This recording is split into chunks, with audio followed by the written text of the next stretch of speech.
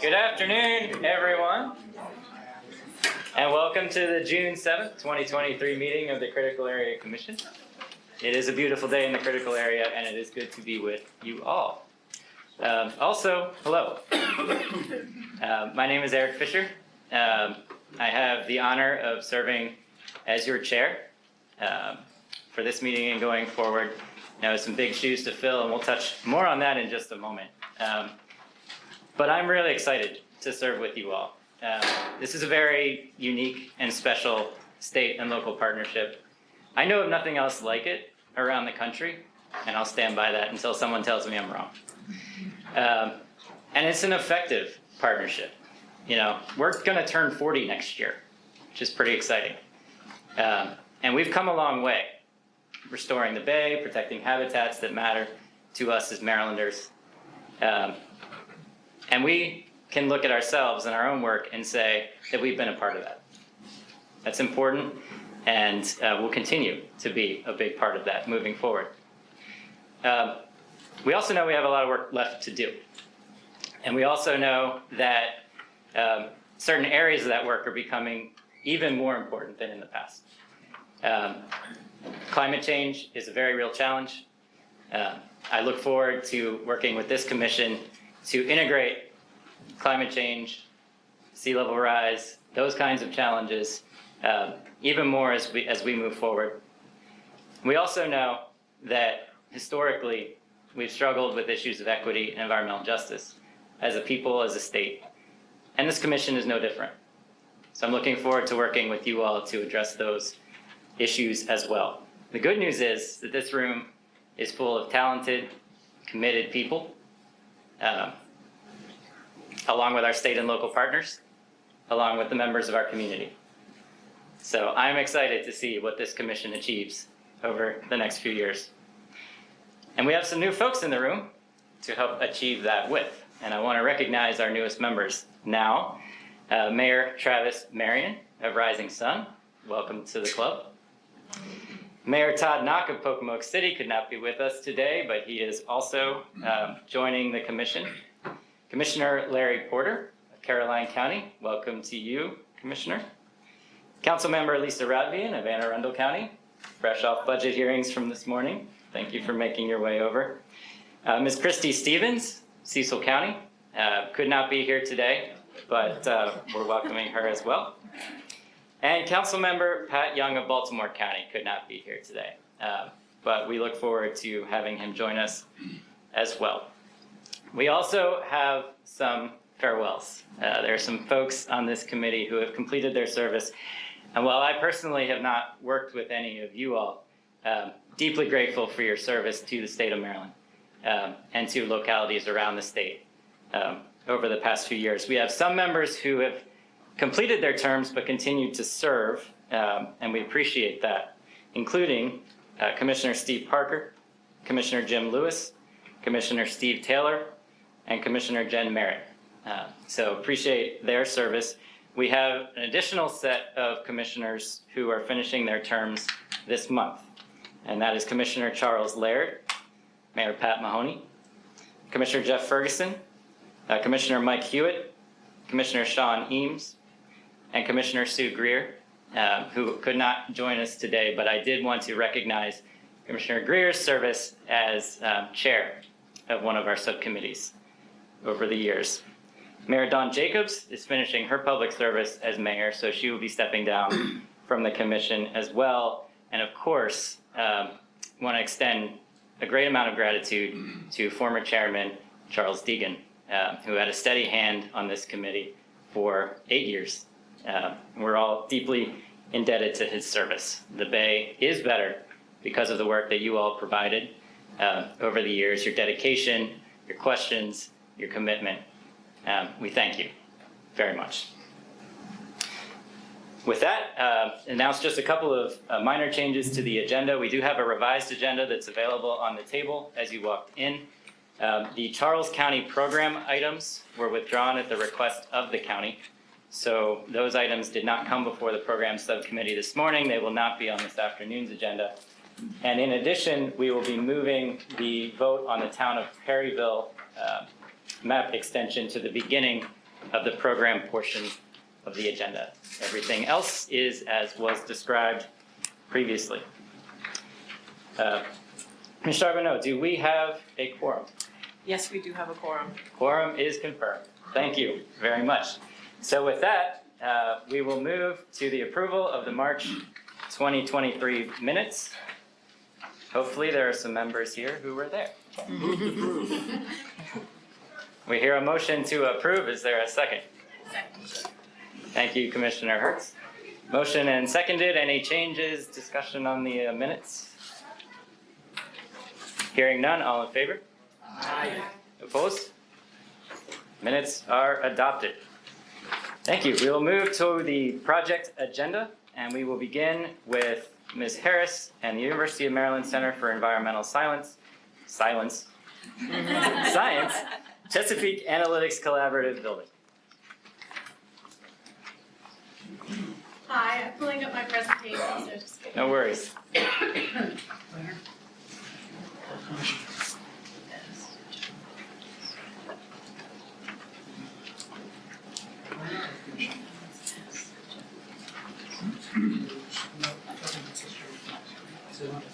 No, it's west of is the house drive, and then there should be a general files. Goes from financial EGS.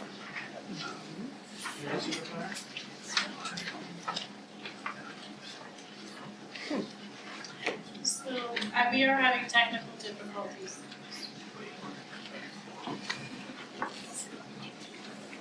So my memory stick did not work. And I was just gonna pull this up off of the computer, but it doesn't have general files where my PowerPoint would be for some reason.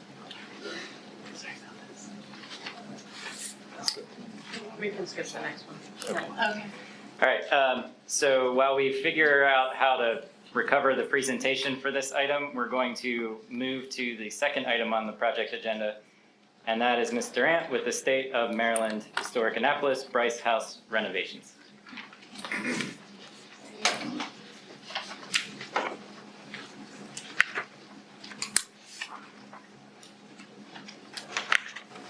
Ms. Durant, whenever you're ready. All right.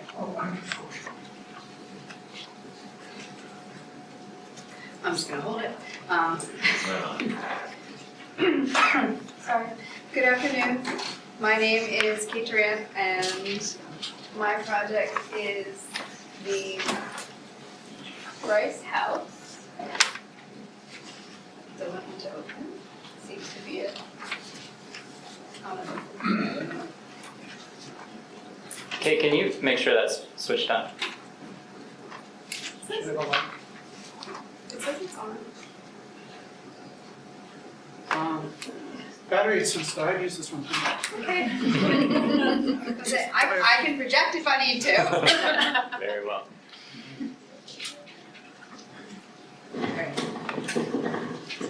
This one should work better. That sounds very on. Yes. Thank you. I will try not to project, so as not to blow out your eardrums. So, again, good afternoon. My name is Kate Durant. I am presenting the Bryce House renovation project located in Annapolis. David Abamonte, who is consultant on the project, is here to join us. This project is located in downtown Annapolis. So here we have Anne Arundel County. Annapolis is located right around here. And then Bryce House within the city of Annapolis is located here. This area is the U.S. Naval Academy. And you'll recognize the stadium and other assorted parts of the academy, legislative halls, roughly in that general area. So it's in the historic downtown part of Annapolis if you've been there. Again, Bryce House is located in the red, which designates that it is intensely developed area.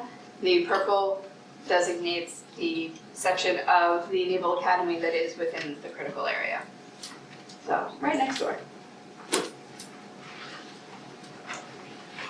This is the Bryce House. It is located on Prince George Street, and it is pretty much adjacent to the William Packett House. So if you were here a couple of years ago, we did a presentation on the Packet House because they were also doing renovations. The purpose of this project is basically to make the Bryce House look as it did when it was built in 1774. I think that's the right year, don't quote me. A very long time ago. So they are going to reconfigure some of the existing pathways that got reconfigured over the years and take it back to what it originally looked like on the right. So they'll be removing some pathways. I don't know what I did. Overall, they're removing 3,700 square feet of lot coverage from the project. But in order to return it to its original appearance, they were also removing 11 trees. So those will be mitigated for. And part of the project also is to install a dry well to help with stormwater runoff, as well as sort of a dry vault to hold utilities that they would not have had back in the 1770s, but things that we appreciate, like air conditioning. Kind of a necessity at this point. So the proposed mitigation, this is the location of the Bryce House. Some of the mitigation, I think 3 trees will be planted in the back garden of the William Paca House, which is next door.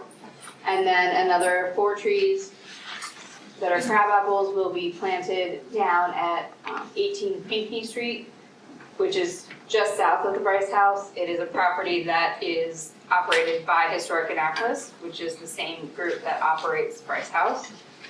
And then not too far away, kind of in this general direction, it didn't all fit on one map, sorry, is where the last set of crabapple trees will be planted as mitigation for those 11 removed trees.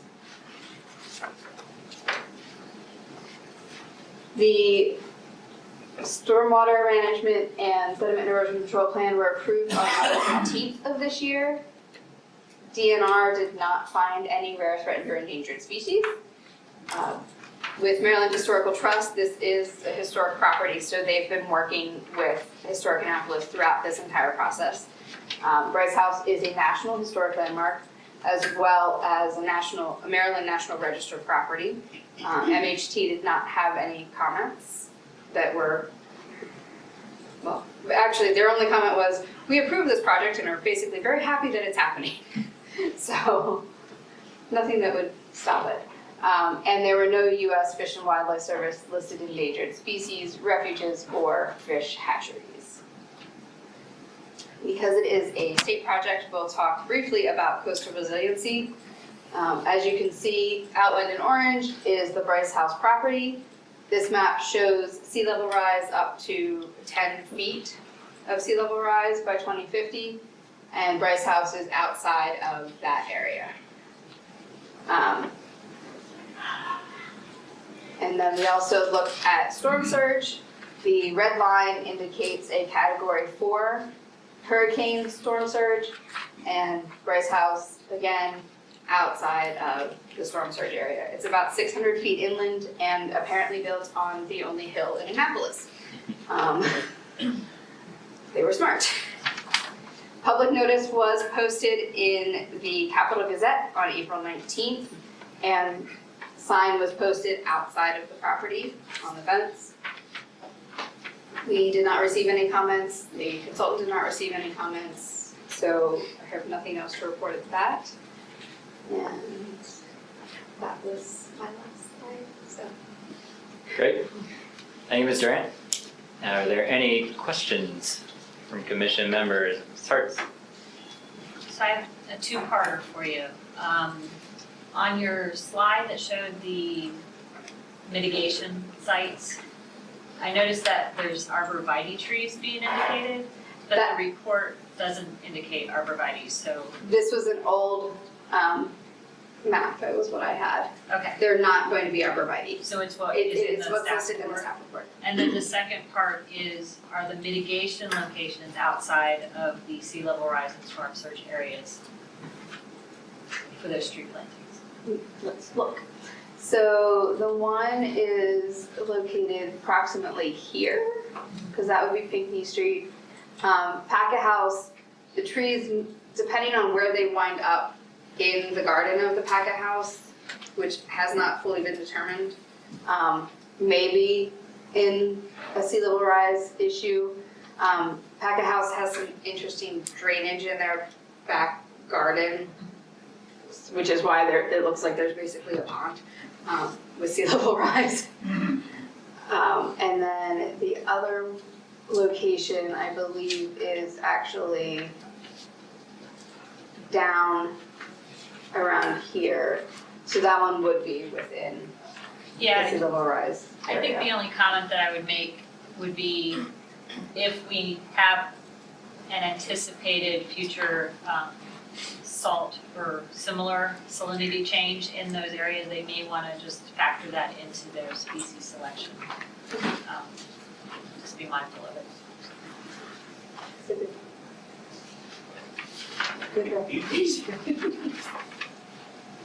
Other questions from the commission? All right, seeing none at this time, I will turn to our report from our subcommittee chair. Acting Subcommittee Chair. Let me with all of the good ones. On behalf of the project subcommittee, I move that the commission approve the underground vault and new retaining walls proposed by Historic Annapolis to support restoration work at the historic Bryce House in the city of Annapolis. This motion is offered in accordance with the staff report and presentation and the following conditions. First, within 60 days of the date of commission approval, the final mitigation and planting plan shall be submitted to commission staff. And 2, within 60 days of the date of commission approval, a signed planting agreement form for the mitigation shall be submitted to commission staff for review and approval. Thank you. There's a motion. Do we have a second? Second. Motion and second. Any discussion on the motion on the table? Hearing none, we'll move to a vote. All in favor? Aye. Anyone opposed? Motion carries. Thank you. Thank you. Are we back on track for the, Should I stay up or do it today? He has one more if you want. okay. Okay, why don't we go ahead with your next one since you're already up here. Okay. So we'll move to Maryland Transportation Authority Amendment to Nice Bridge Improvement Project, condition number 2. Pertaining to off-site mitigation.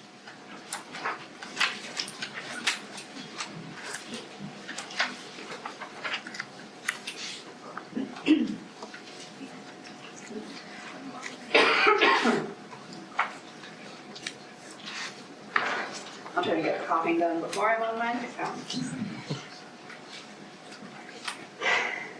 Good afternoon again. I'm still Kate Durant. This is a different project. Nice Bridge Amendment to Condition Number 2, which was previously approved, located in Charles County. So here is a lovely picture of our new nice Middleton Bridge.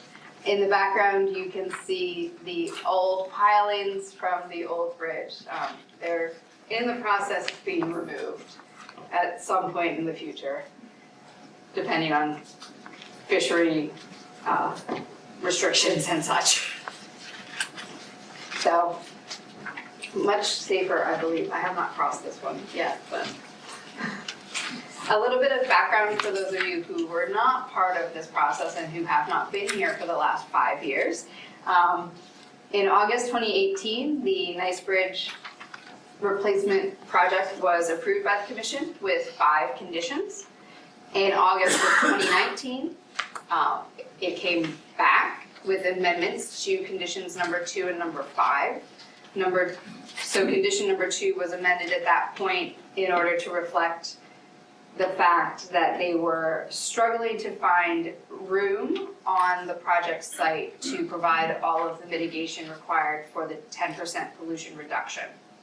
And the amendment to condition number 2 at that point allowed them to look off-site within specific watersheds in Charles County and St. Mary's County, and then have them come back to the commission with an update. So in March of 2020, came back, there was an update about the off-site mitigation project.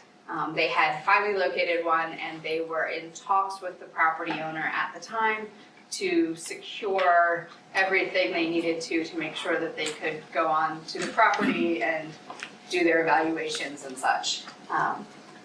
And then about a week after that update, the COVID pandemic kind of caused a lot of shutdown and slowdown for everybody. So the project stalled for a while. MDTA continued their discussions with the property owner, but they were definitely at a much slower pace. October 12th of last year, the Nice Bridge construction was completed and the new bridge opened to traffic. And by December of last year, they were supposed to complete their off-site mitigation for the 10% pollution reduction. However, due to all of the slowdowns that happened between March and December, that deadline was not met. They're still working with the same property owner. The project has not changed, but it's just become a slower process.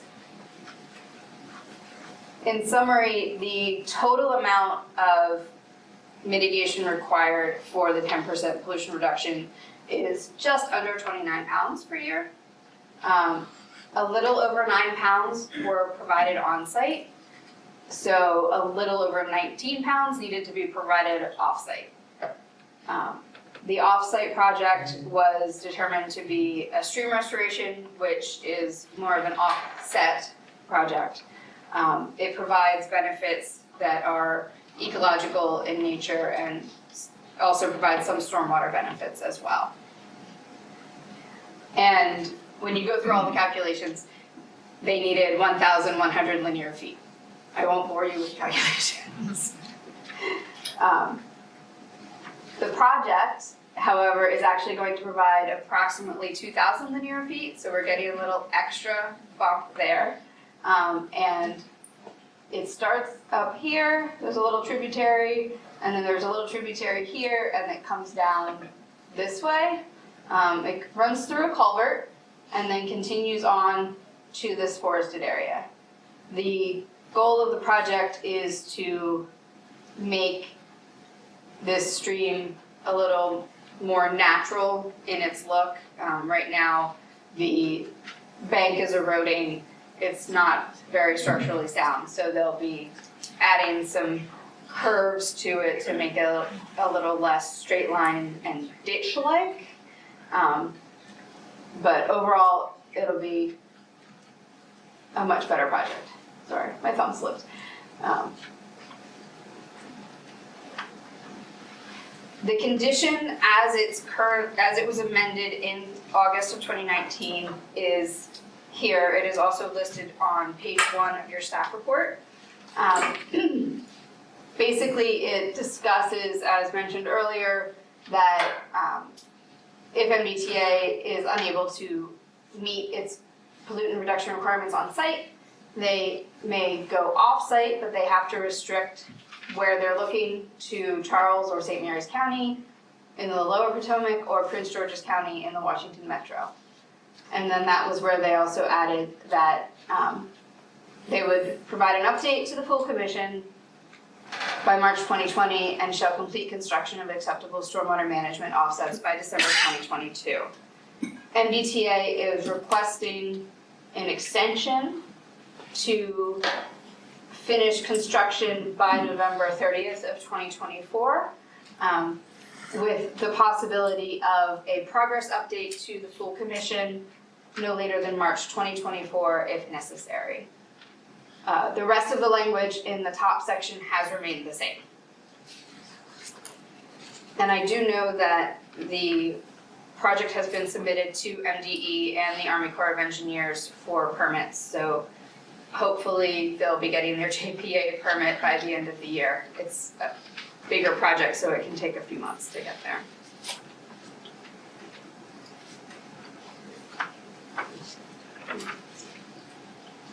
I'll turn it over to All right, Chair. Fisher. thank you. Any questions on this project from commission members? The offsite looked to have agricultural lands adjacent to the stream, am I? Yes, there are agricultural lands. Has the property been checked to see if any state funds are currently invested in that corridor to make sure there's not anything that could be damaged and or changed with the planting? I don't know. Sorry, Amanda Atwell and Julie Cassie are from MBTA. They may have a more specific. So for the repairing corridor where I assume the stream restoration, are there already state funds invested in that area on the farm that would be changed and or interrupted by the plans?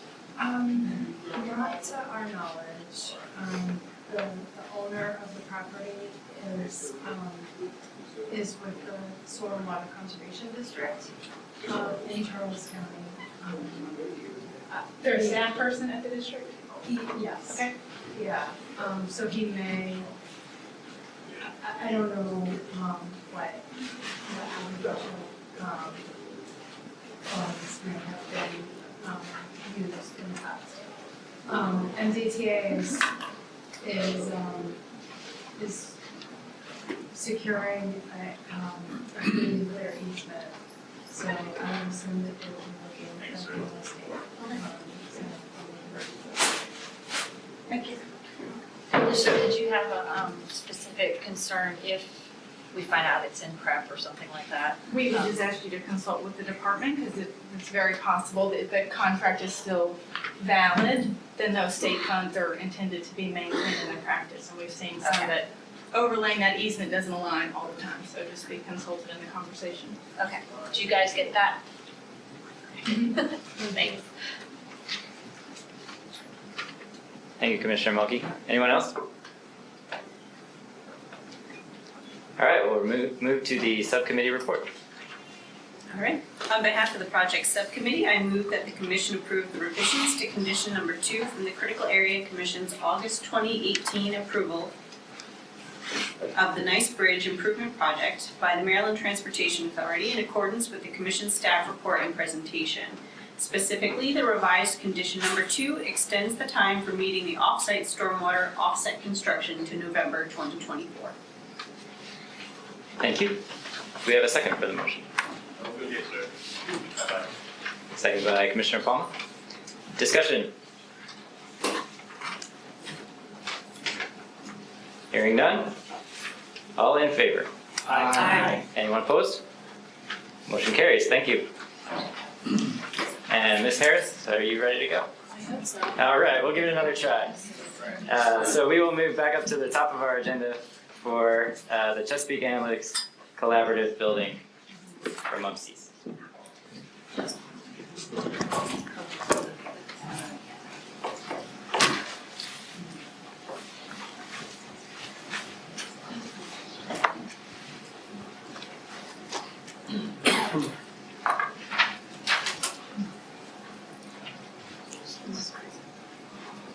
It's getting harder and harder to find USB ports on I these know, machines. there's a lot of things plugged in. I apologize. No worries.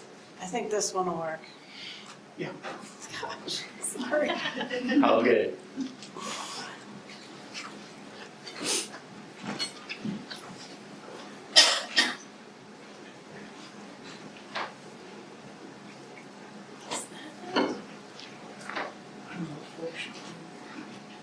It's on the flash drive. Yes. Commission, please. Here we go. Gosh, the jackpot is finally here. Not a problem.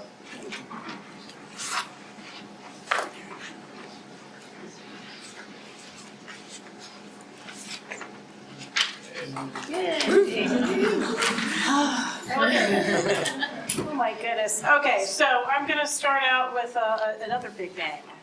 I dropped my speaker. Okay, so I'm Jay Harris, and I'm here to present to you the University of Maryland's Center for Environmental Sciences Chesapeake Analytics Collaborative Building Proposal.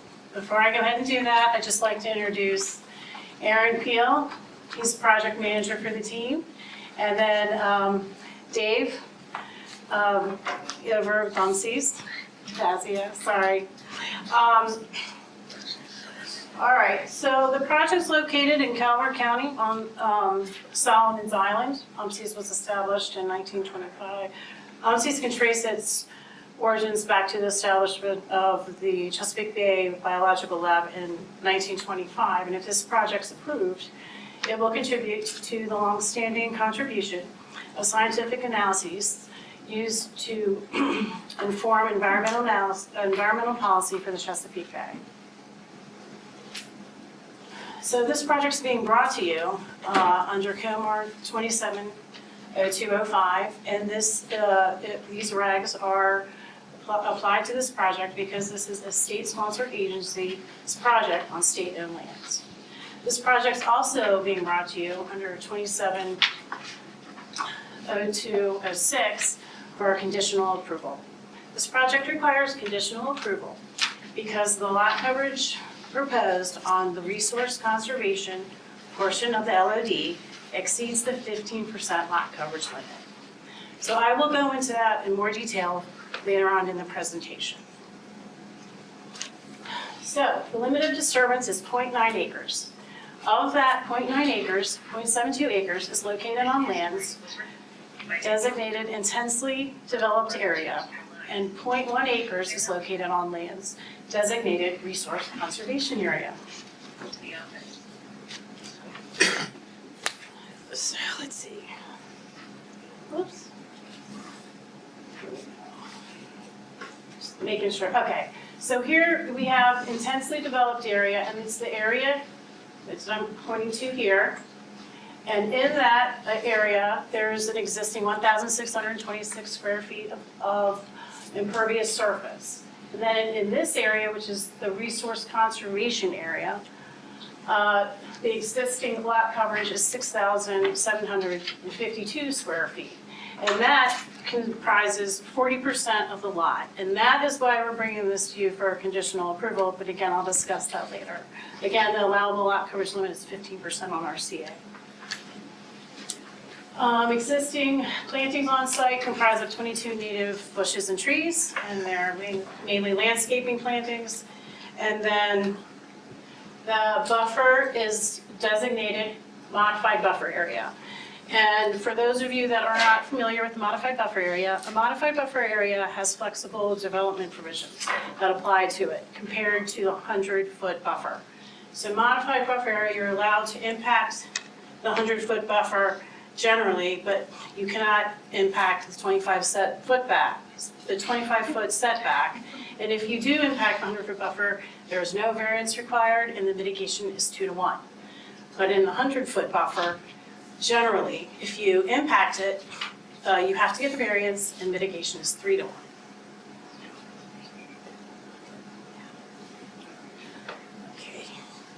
So the impervious surface to be removed in the IDA portion of the LOD comprises 1,156 square feet. And it is this house and this part of a gravel pathway that transcends the LOD.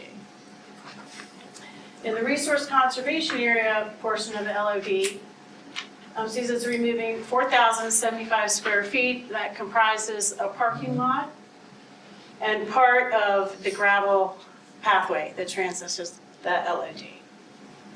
There is no clearing proposed in the resource conservation area, and I just realized I skipped over the clearing proposed in the IDA portion of the LOD.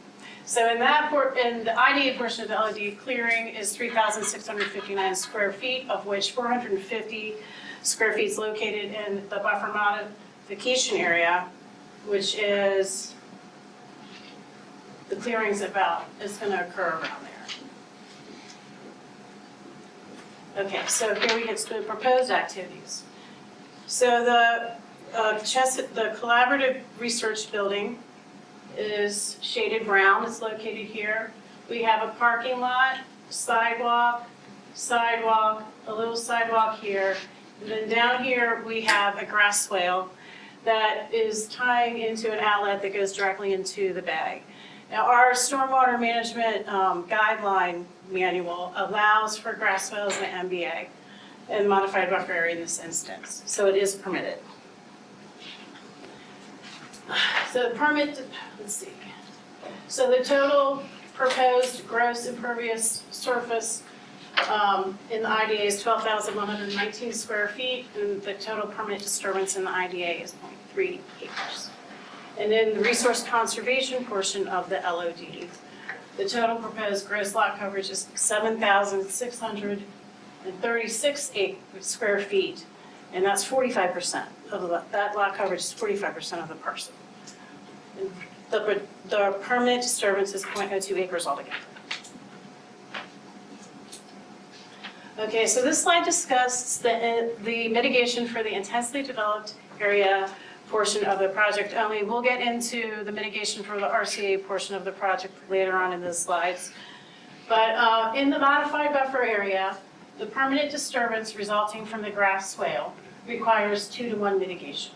And so does the clearing for in the modified buffer area. And outside the modified buffer area, mitigation at a rate of 1-to-1 is required for the clearing of 3,209 square feet. That clearing is occurring, oops, I'm sorry, I'm on the wrong slide. Never mind.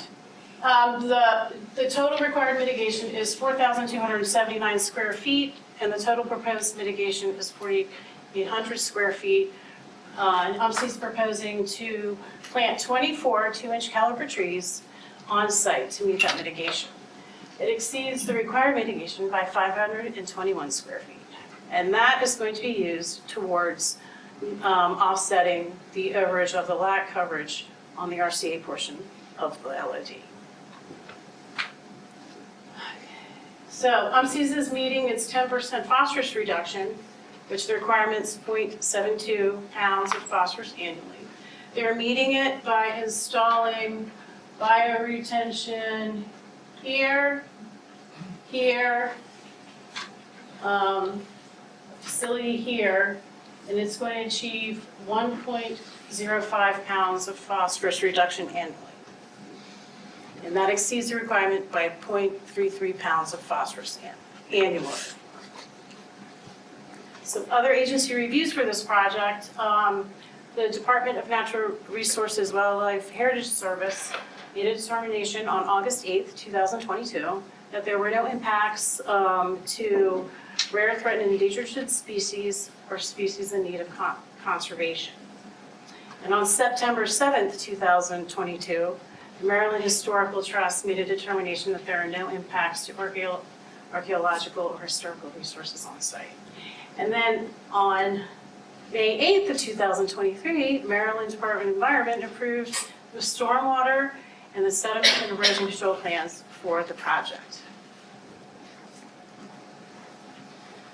So under COMAR 27020503, state agencies proposing development on state-owned lands need to demonstrate that they have addressed coastal resiliency considerations for the lifespan of the project. And for UMSI's, the lifespan of this project is 5,200 years. And as you can see here, hold on. What, the big span? Well, that's what they told me, so that's what I put. It wasn't entirely clear it wasn't 5,200 years, which is both a long time and also What did very you hear? specific. Never mind. Oh, you guys have to tell me what I said then. I think we have it on capture. Or maybe Emily can whisper in my ear later. All good. Okay. Okay, so where was I? I guess I'll start here. So the LOD is outside of inundation projections. It's although not on this slide, it's also out of the CS crab. It's also out of the 100-year floodplain. And also, this site does not experience nuisance flooding. However, the site is located next to the FEMA's VE zone. VE zones are indicative of wave action. Also, in this slide, you can see the site's not impacted by wetland migration areas. But red flag, it is impacted by Category 3 storm surge. So what UMSIS is doing to address this is they've elevated the first floor of their building to 3.75 feet above the floodwaters. They've also planted, it's like a meadow mix and some eco lawn, all in the area around the VE zone that's not developed. So that's gonna help with stormwater. And then originally they proposed an additional 110 square feet of permeable paver sidewalk next to the parking lot. And what they did is they reduced the permeable pavers by 110 square feet to save a 50-inch DBH tree on site, and also just to remove, surface and let it go back to grass. I think that's it. Yeah, okay. All right, on October 14th, 2022, the project was published in the Southern Maryland News, and again, it was published on November 4th, 2022, and the signs were posted on site on November 4th, 2022, and to the best of my knowledge, I think there were no comments during the public period. But in here, this is a funny little, I didn't mean it to make it look exactly like that, but this is where the signs are posted on site. Okay, so now we're on to the conditional approval, and this is going to address the 15% lot coverage overage on the resource conservation area designated portion of the parcel or a project. So for the commission to consider and for these projects to qualify for conditional approval, the state or local agency, and in this case UMSIS, needs to demonstrate that the proposal has the following features. So there's a special site feature or circumstance that exists that would prohibit UMSIS from doing this project if critical area regulations were strictly enforced. So as you notice, there was IDA and RCA land designated in the LOD. Well, since the establishment of the Chesapeake Biological Lab in 1925, since then, UMSIS has been building the campus, has been buying residential properties on the island. And some of those properties that they've bought have been rezoned, but not all of them. So hence we have RCA designated land on campus. And if the RCA lot coverage regulations were fully enforced, UMSIS could not do this project. So the project must otherwise provide a substantial public benefit to the Chesapeake Bay. I think that's pretty inherent in what UMSIS does, and the campus, informing environmental policy for the Chesapeake Bay.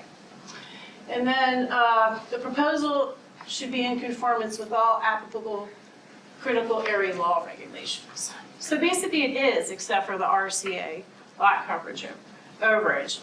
And so what UMSIS has done is they've proposed offsets to minimize the impacts of that overage on the lot coverage. So at the minimum, the conditional approval request shall contain the following. So UMSIS has to demonstrate, again, these are kind of repetitive, but anyways, they have to demonstrate that enforcement of this subtitle would prevent them from doing their project. And again, it has to do with the critical area designations on site and the RCA lot coverage limit overage. And then UMSIS also has to describe the means by which they're going to conform to the locally approved program. And what they ended up doing is they allocated 521 square feet of mitigation from the previous slide that I discussed, and they're putting that towards the RCA lot coverage overage. They're also counting the meadow plantings that they've placed on site to help with potential storm surge, is also offsetting the lot coverage overage.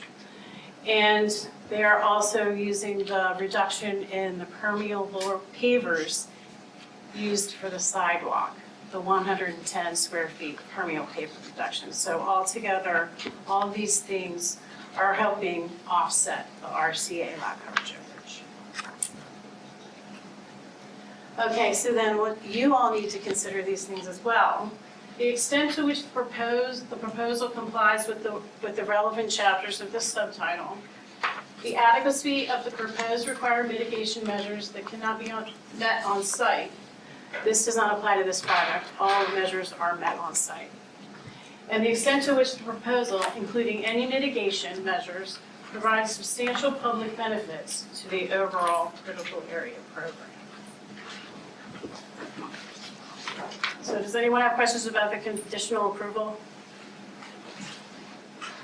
Okay. So after all that, staff recommends that within 90 days of commission approval, UMSIS will submit to the commission an executed planting agreement. I'll turn it over to you. All right, Chairman. thank you, Ms. Harris. Mhm. Any questions on this one from the commission? Commissioner Hertz. It's not really a question, it's just more of a comment and a recognition of what was included under the coastal resiliency considerations and the acknowledgement that the access road to and from this location may at some times be impassable, unpassable, whatever the right word is. So I appreciate that it was acknowledged in the actual report and that a mitigation plan to make sure that people can get off of that isolated island is going to be required under Coast Guard. So probably the first one that I've seen that has really gone a step further in terms of identifying that as an issue, so. Well, I'd like to add too, is when this came to them, they didn't really know how to handle it. They've never, they haven't been in a situation where the actual site is located outside. But you still have a challenge to get out, off of the island. So they had to work through that, figure out what they wanted to do.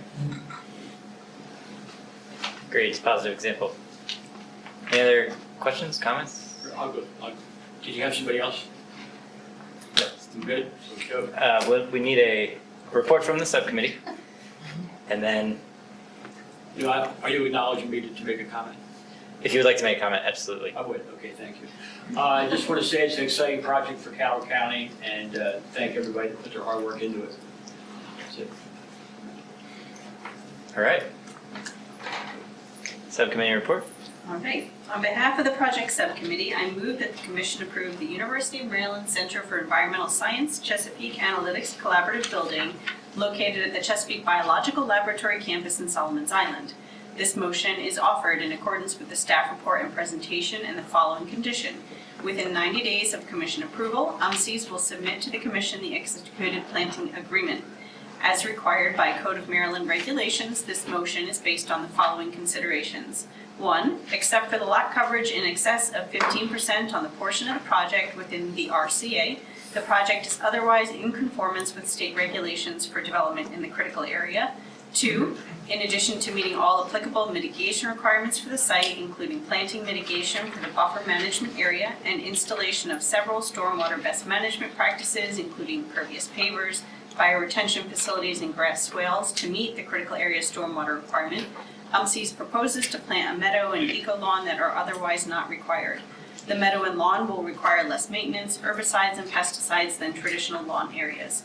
And 3, the purpose of the proposed research facility is to provide substantial public benefit to the public by enhancing UMSI's role as a leader in informing environmental policy for the Chesapeake Bay watershed. Thank you. Mayor Mahoney, is there anything else you would like to say? I would like to second that motion. Very good. I may actually want to end my 4-year tour here. There we go. All right, we have a motion and a second. Any discussion on the motion? Hearing none, all in favor? Aye. Any opposed? None opposed. Motion carries. Thank you. This brings us to Baltimore County Recreation and Parks, Barrows Point Park. For conditional approval, Ms. McLeod. Thank you. Fisher. So yes, I am Susan Cook, I'll be presenting Baltimore County Recreation Parks Sparrows Point Park projects. This project requires conditional approval by the commission for proposed, This project requires conditional approval by the commission because the proposed permanent disturbance of the buffer is not water dependent. So I'd like to thank Nick for taking care of this in the morning. We were kind of busy over here on the program side, so thank you for your assistance this morning. And I'd also like to point out we have representatives from Baltimore County here to help answer any questions that you might have. So I'd like to begin by sharing an outline for today's presentation. We'll begin with a project overview, including the project location. Then we'll discuss the critical area impacts and the proposed mitigation for those impacts. We'll go over the public notice for the project and then review the conditional approval process, including describing how the project addresses the requirements for conditional approval, including providing mitigation for the impacts. So you can see the project site here in the photo on this slide. It's located at 1900 Wharf Road in Sparrows Point, adjacent to Jones Creek. And this is where the majority of the project will be sited in the cleared area. So Baltimore County Department of Recreation and Parks is seeking approval to construct a new park with a community building, a multi-purpose field, playground, pier and kayak platform, and associated infrastructure, including stormwater management facilities. The 22-acre project site is located within the critical area on land designated as intensely developed area, or IDA. The proposed improvements include a 16,000 square foot community center, with a double court gym, 2 activity rooms and a concessions area, a full-size synthetic turf field with LED lighting, a 10,000 square foot playground, an ADA accessible fishing pier and kayak launch, and a walking path.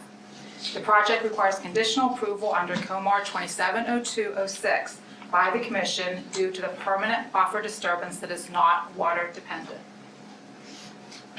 So you can see the location of the project on this site. Baltimore County is highlighted in red here in the map of Maryland, and the red marker here indicates the project site in the zoomed in picture southeast of Baltimore County. Then on the right in the aerial, you can see the project site. It's located on the east side of Wharf Road. So this is Wharf Road, on the site of the former Bethlehem Steel Mill and Sparrows Point complex. And it's being redeveloped by Great Point Atlantic. And TPA did donate the parcel to the county for its use as a county park.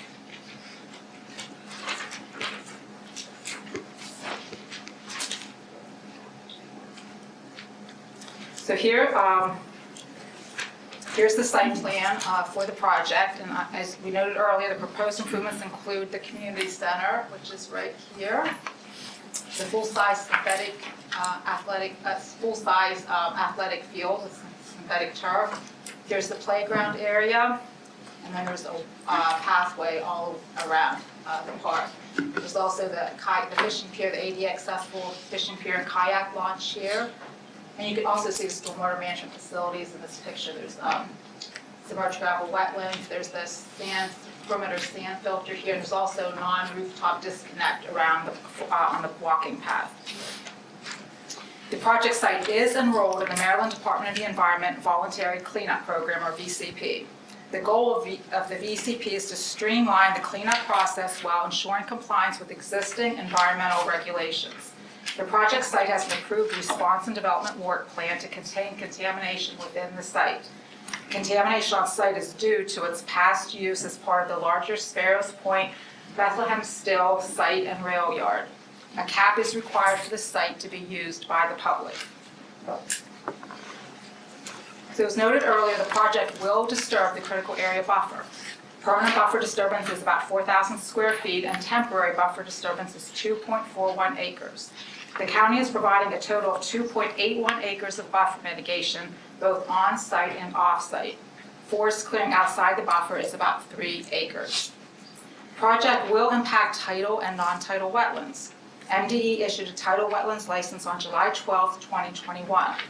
A modification for this license was submitted in September of 2022, and the modification was for a revetment that was required due to the extensive capping needed on site. So the capping raised the site and it had to tie in, the grading had to tie into the buffer, and that necessitated the buffer impacts.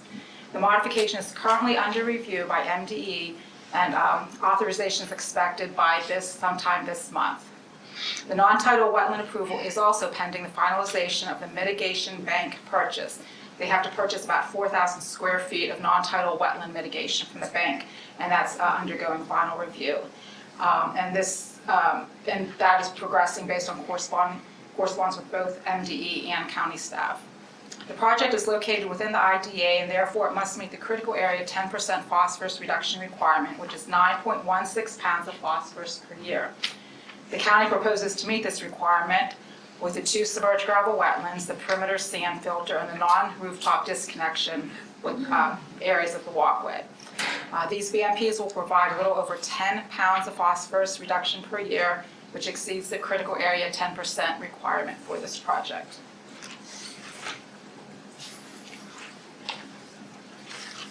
So as a component of the conditional approval request, the county is proffering additional buffer mitigation beyond state requirements.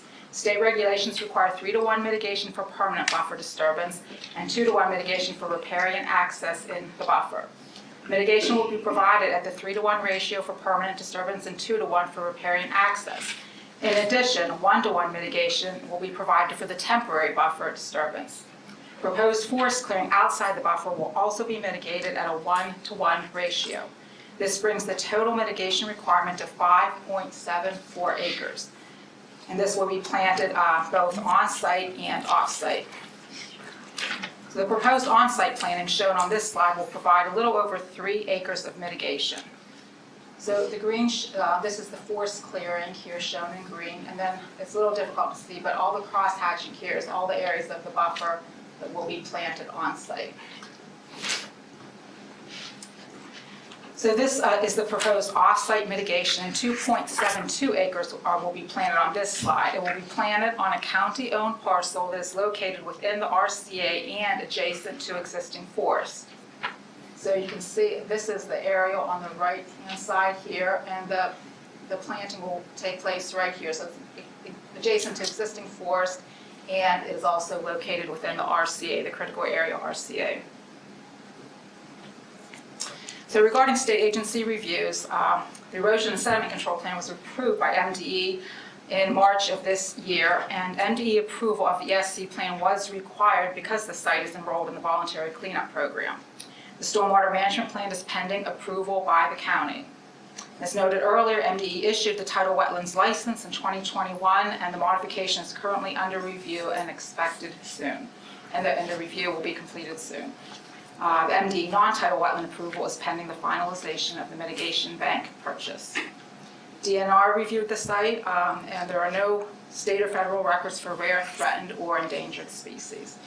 And MHT determined that the project will have no adverse effect on historic properties. So as required by COMAR, public notice of the project is required. An ad was published in the Daily Record on April 18th, 2023, and the sign was posted on site, and no comments were received. So as noted earlier, the project will result in buffer disturbance, and therefore conditional approval is required. As discussed on the next slides, Baltimore County has submitted information to meet the conditional approval requirements. These are the same slides that you just saw in Tay's presentation. So again, to qualify for consideration, the state or local agency must demonstrate that there are special site features or circumstances exist that would prohibit a state or local project from taking place if there was a literal interpretation of the critical area regulations. Proposal otherwise provides a substantial public benefit to the critical area program and is otherwise in conformance with the critical area law and regulations. So the project site is enrolled in the MDE VCP as a result of its past use as part of the larger Sparrows Point site. Due to the past contamination and the remediation work that must be completed, a cap is required for the area to be used safely. And the capping and associated grading, as we mentioned, are necessary to provide safe use of the site. And without the grading, which necessitates the buffer impacts, the site cannot be safely used. The project will provide substantial benefits to the critical area program by providing direct public access to Jones Creek, by providing extensive mitigation plantings within the critical area both on-site and off-site.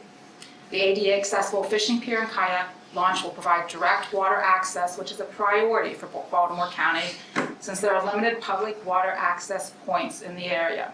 The mitigation plantings will provide water quality and habitat benefits to the Chesapeake Bay watershed. And other than the buffer disturbance, the project is in conformance with Baltimore County's critical area program. So once again, the conditional approval request must contain the following: demonstration that the literal enforcement of the subtitle would prevent the project from occurring, the means by which the project conforms with the local critical area program, and the measures proposed to mitigate the adverse impacts. So if buffer disturbance is not allowed on this site, it would prevent the county from meeting the recreational needs of its citizens. There's a shortage of recreational facilities in this part of the county. This project will be the first entirely new park built by Baltimore County in 6 years, and will address a long-standing recreational gap in the Edgemere Sparrows Point area. Other than the buffer disturbance, the proposed project conforms to Baltimore County's critical area program. The buffer disturbance and grading have been minimized to the maximum extent practicable given the extensive capping required on site. The project will provide stormwater management, and the proposed mitigation plantings, both on-site and off-site, will provide water quality and habitat benefits.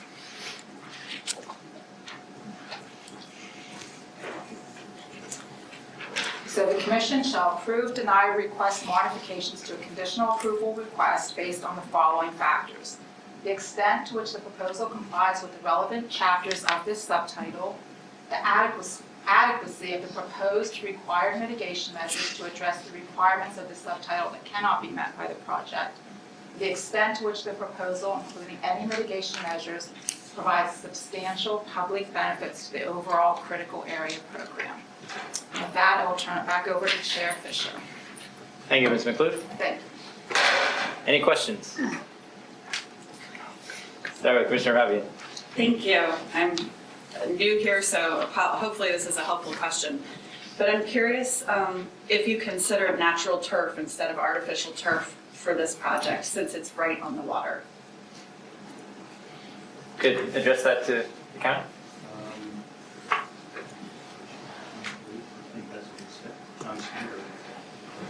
The county standard's been to move towards artificial turf fields for the continued use and less upkeep on those, and as a report, that is preferred by our councils in use for sport and athletic programs. So the purpose of this and the way the county is moving with their athletic field programs is to go with artificial turf. Can I ask a follow-up question? Do you have any idea what contaminants might be coming from an artificial turf field that might make their way to the waterways? To our understanding, there aren't any. We have had extensive cooperation with third-party environmental consultants on this project as well. Had there been any questions to that, I'm sure they would have been brought up in that. And again, taking the industrial site and incorporating that into a residential use site in an area that's underserved. Commissioner Hertz and then Commissioner Ford. So I'm kind of along the same lines as the follow-up question that you just asked. So based on the project description, the capping of that site is part of the project that we're approving today, is that correct, or has that already occurred? No, that is part of the project to be done. And do you know from coordination with MDE and their voluntary cleanup program whether or not they intend to issue a determination before you do additional work on the site, meaning a closure document on whether or not the contaminants that were there have been adequately capped and addressed before you do the build? So they have two different types of determinations they usually make, and I would just suggest that prior to the start of construction of the facility itself, that we would receive a copy of the determination made by MDE's voluntary cleanup program. We'll address that. I know a lot of the environmental portions of that are covered in the RDWP and are described in part of the specifications as part of the work to for the containment of any contamination in the capping process. We will have environmental consultants on site the entire time in that review process for the monitoring and reporting to MDE for that. So I would, without our environmental specialist here, I would say that we do have that taken care of. Yeah, I mean, just for our purposes, I think that we should have a copy of that closure document from the VCP program before the additional development occurs on the site, because it is going to be a neighborhood park, and you know, it's more for you guys too, to protect you before it goes into something that could become a community facility.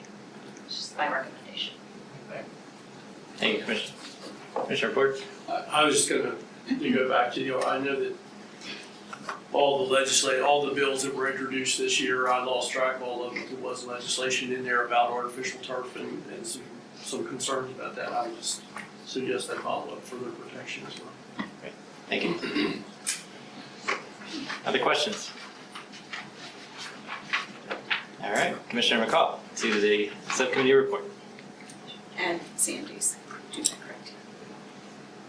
I don't think so. I think you should do your report out and then Sandy can add it. All right.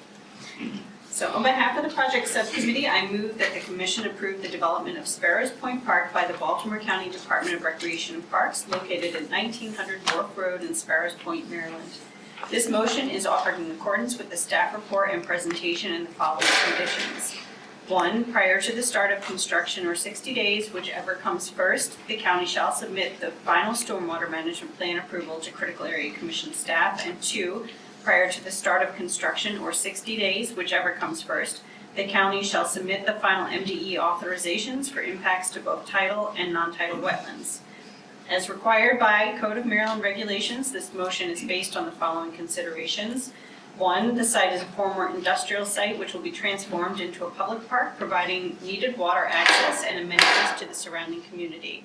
Except for impacts to the buffer, in order to properly cap and fill the site due to industrial use contamination, the site meets all relevant requirements for an IDA. 2, mitigation is proposed for temporary buffer disturbance caused by the construction of the cap, bringing the combined mitigation total to 5.74 acres. This mitigation will be met partially on-site by planting wherever possible in compliance with capping restrictions and off-site adjacent to existing forest in an RCA. The proposed mitigation will provide habitat and water quality benefits both on-site and at the off-site location. And 3, the voluntary cleanup of the site is providing substantial benefit to the critical area. In order to safely build a new public park, the county had to voluntarily clean up debris that has been dumped for many years, while capping of the site is resulting in an improvement to water quality and on-site habitat. All right, So, we have sorry, a process question. Yep. Can we add a third condition to address the sequencing of the construction as it relates to the capping, and then moving on to the other features? And I don't know, maybe Emily has a suggestion on how to handle that. I mean, I drafted a condition for you. But I'm not sure if we have to do the second and then. Yeah, I think we need a do motion on the second. table to Okay. amend. Yeah. There was a process. Yeah. Is there a second to the motion? Second. Thank you, Commissioner. Motion and second, discussion on the motion. Commissioner Hertz? Yeah, my hope is that we can add a third condition that addresses the voluntary cleanup program determinations to be made ahead of.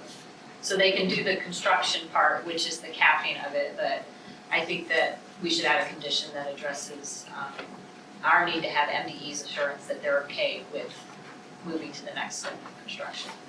And I guess the question, sorry, for Baltimore County too, is also, is that going to be very impactful to your sequence of construction? Were you planning on capping all at once first and then sequencing your construction, or were you going to be doing a cap, finished construction cap? How is that being affected by the project? The capping is accomplished by adding 2 feet of clean soil on top of the ground, as well as the paving and the building slab also act as a capping component. So the construction actually becomes part of the canopy. Is that an amendment that needs a second? It would, And yes. a vote? Yes. Okay, then I'll second that amendment. Do we have the language? I mean, how about this? Tell me if this is what you're trying to say and if it doesn't mess up Baltimore County. So after the capping of the project, or after the capping of the site, the county shall submit MDE's VCP closure document to Critical Area Commission staff. Yes, that'd be good. Is that good? Does that accurately reflect? So it's the capping of the site and then the VCP document to the commission staff? Okay. And I second that. Okay, so that's second. Yeah. Okay, so we have an amendment to the motion on the table, so we should deal with that first. Any discussion on the amendment? Okay, all in favor of the amendment to the motion, say aye. Aye. Anyone opposed? Okay, the motion is so amended. We are back to the amended motion on the table for further discussion. We do have a first and a second. No, we have a first and a second on that already, so we just vote. Any further comments on that? I have a question. Has the commission ever looked at the issue of turf in the critical area? In terms of specific contaminants coming off of the artificial turf, or The use of it in general, vis-a-vis lot coverage and those kinds of things. it does qualify as lot coverage. Here, the site is designated as IDA, so there's no lot coverage limit. The commission has in the past considered conditional approval requests to install artificial turf fields in the critical area, and it has approved those requests. But the concerns about contaminants from the artificial turf fields themselves, we have not looked into. Yep, okay. Thank you. All right. Appears we're ready for a vote on the amended motion. All in favor? Aye. Anyone opposed? All right, amended motion carries. Thank you all. We are now headed to Department of Natural Resources and Department of General Service, Turkey Point Lighthouse Road and Parking Lot improvements. Ms. McLuhan. Thank you once again. I'm Susan McLuhan, I'm representing the Department of Natural Resources and Department of General Services, Turkey Point Lighthouse Road and Parking Lot Improvements Project at Elk Neck State Park. Project requires review and approval by the Commission because it is not eligible for review under the Memorandum of Understanding between DNR and the Critical Area Commission.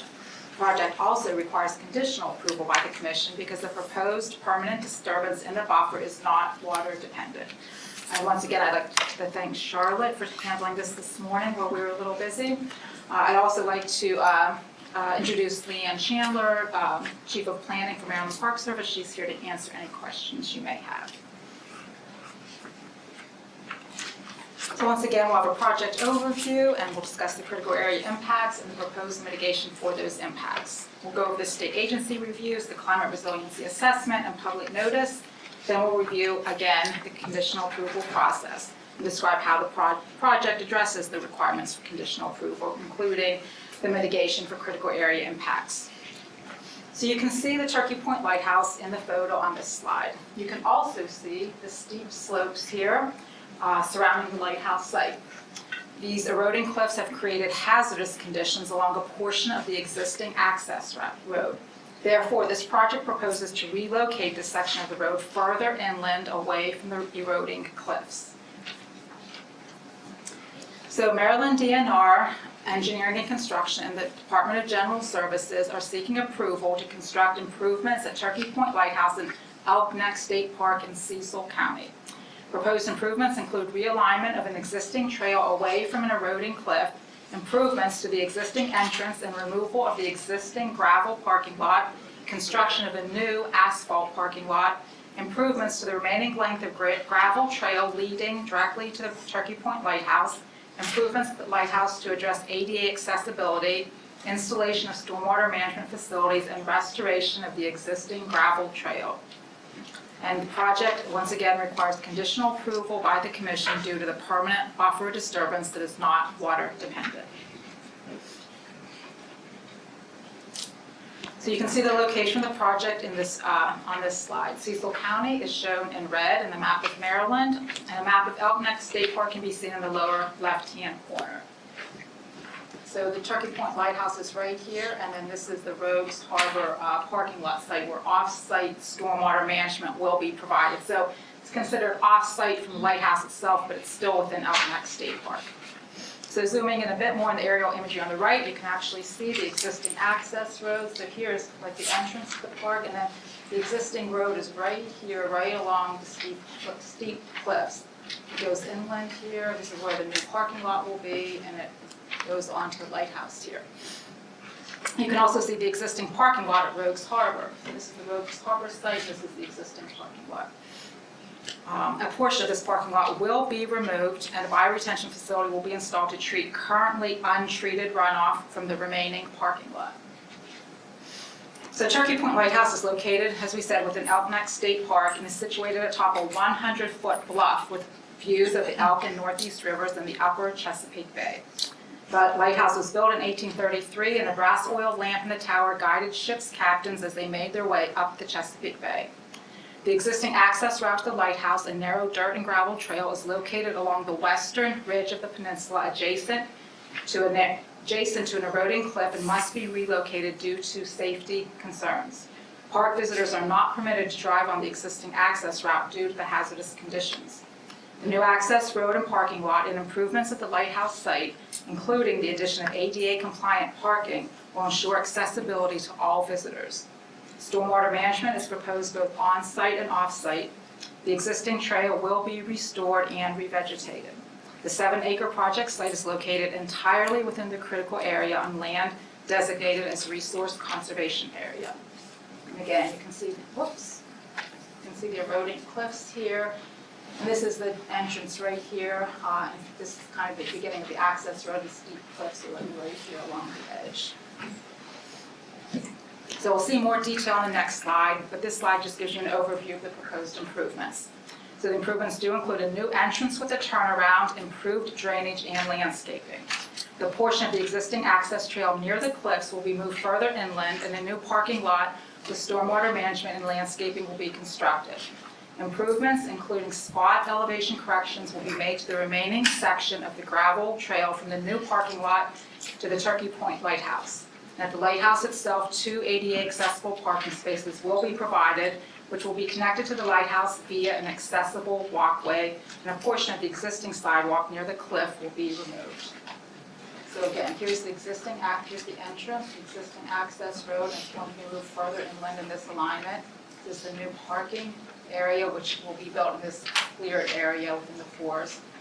And there will just be some spot elevation corrections made along the rest of this road here, and then the 2 ADA accessible parking spaces here. So here's the site plan with a little bit more detail. The LOD is clearly marked with the blue LOD labels. You can see the 100, so this is the 100-foot buffer right here. This is the expanded buffer, which of course has been expanded for steep slopes. The existing gravel road next to the cliff will be removed and the area will be reforested. So once again, this is the existing road and it will be removed and this will be reforested, and here's the new alignment. A new entrance with a turnaround, improved drainage, and landscaping will be constructed. So the new development in the buffer is shown in blue. So starting with the green is easier. This is existing development, like the green color. The blue is the new development in the buffer, so you can see the turnaround here, and then it extends here to the expanded buffer. And this is the match line here, so once you get past the new parking lot, here's the match line. The remaining trail here, there will just be some spot elevation corrections, and then here's the 2 new ADA compliant parking spaces. So this slide shows the Rogues Harbor parking lot where the off-site stormwater management will be provided. The reason for providing a portion of the stormwater management off-site is to minimize impacts to FID's habitat. The width of the new access road was minimized as much as possible to reduce the amount of clearing. Therefore, a portion of the 10% pollutant reduction will be addressed at the Rogues Harbor parking lot. In other words, the roadway width was minimized as much as possible so we don't have any stormwater management directly next to the road. In addition, part of the required buffer mitigation will be planted at the Rogues Harbor site, and a portion of the existing parking lot will be removed.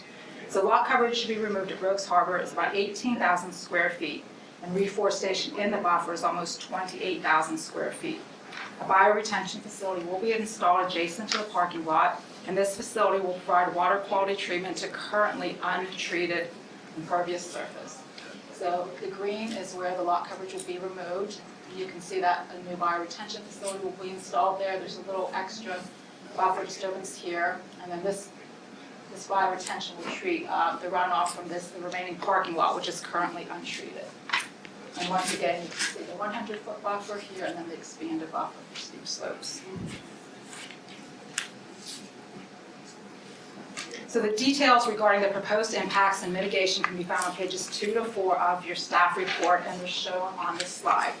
To summarize, DNR is providing a total of 5.7 acres of mitigation, including 1.61 acres of replacement planting within the buffer. In addition, the critical area 10% phosphorus reduction requirement will be met with 2 microbioretention facilities, one located adjacent to the new parking lot and one located off-site at the Rogues Harbor parking lot, which we just saw. So this slide and the next show the mitigation plantings. The afforestation areas are shown in pink, and the purple shading indicates areas where lot coverage will be removed and the area reforested. As noted in the previous slide, the total required mitigation for the project is approximately 5.7 acres, and the mitigation plantings will take place at both the Lighthouse and Rogues Harbor site. So this slide shows the plantings at the Lighthouse site. So once again, you have the entrance. The purple here is where the existing trail will be removed and revegetated. Adjacent, there'll be a little bit of afforestation adjacent to the new roadway here. And once again, here's the match line. There'll be extensive afforestation. If you recall in those earlier aerial images, there's some gaps in the existing FIDS forest. So that's where the afforestation will be provided. And this, I pieced this together as best as I could, but these are other areas of afforestation in those gaps as you make your way to the lighthouse. And this slide shows the mitigation plantings at the Rogues Harbor site. The north is to the right here, so if you turned it around a little bit, you can see the afforestation here next to the proposed bioretention facility.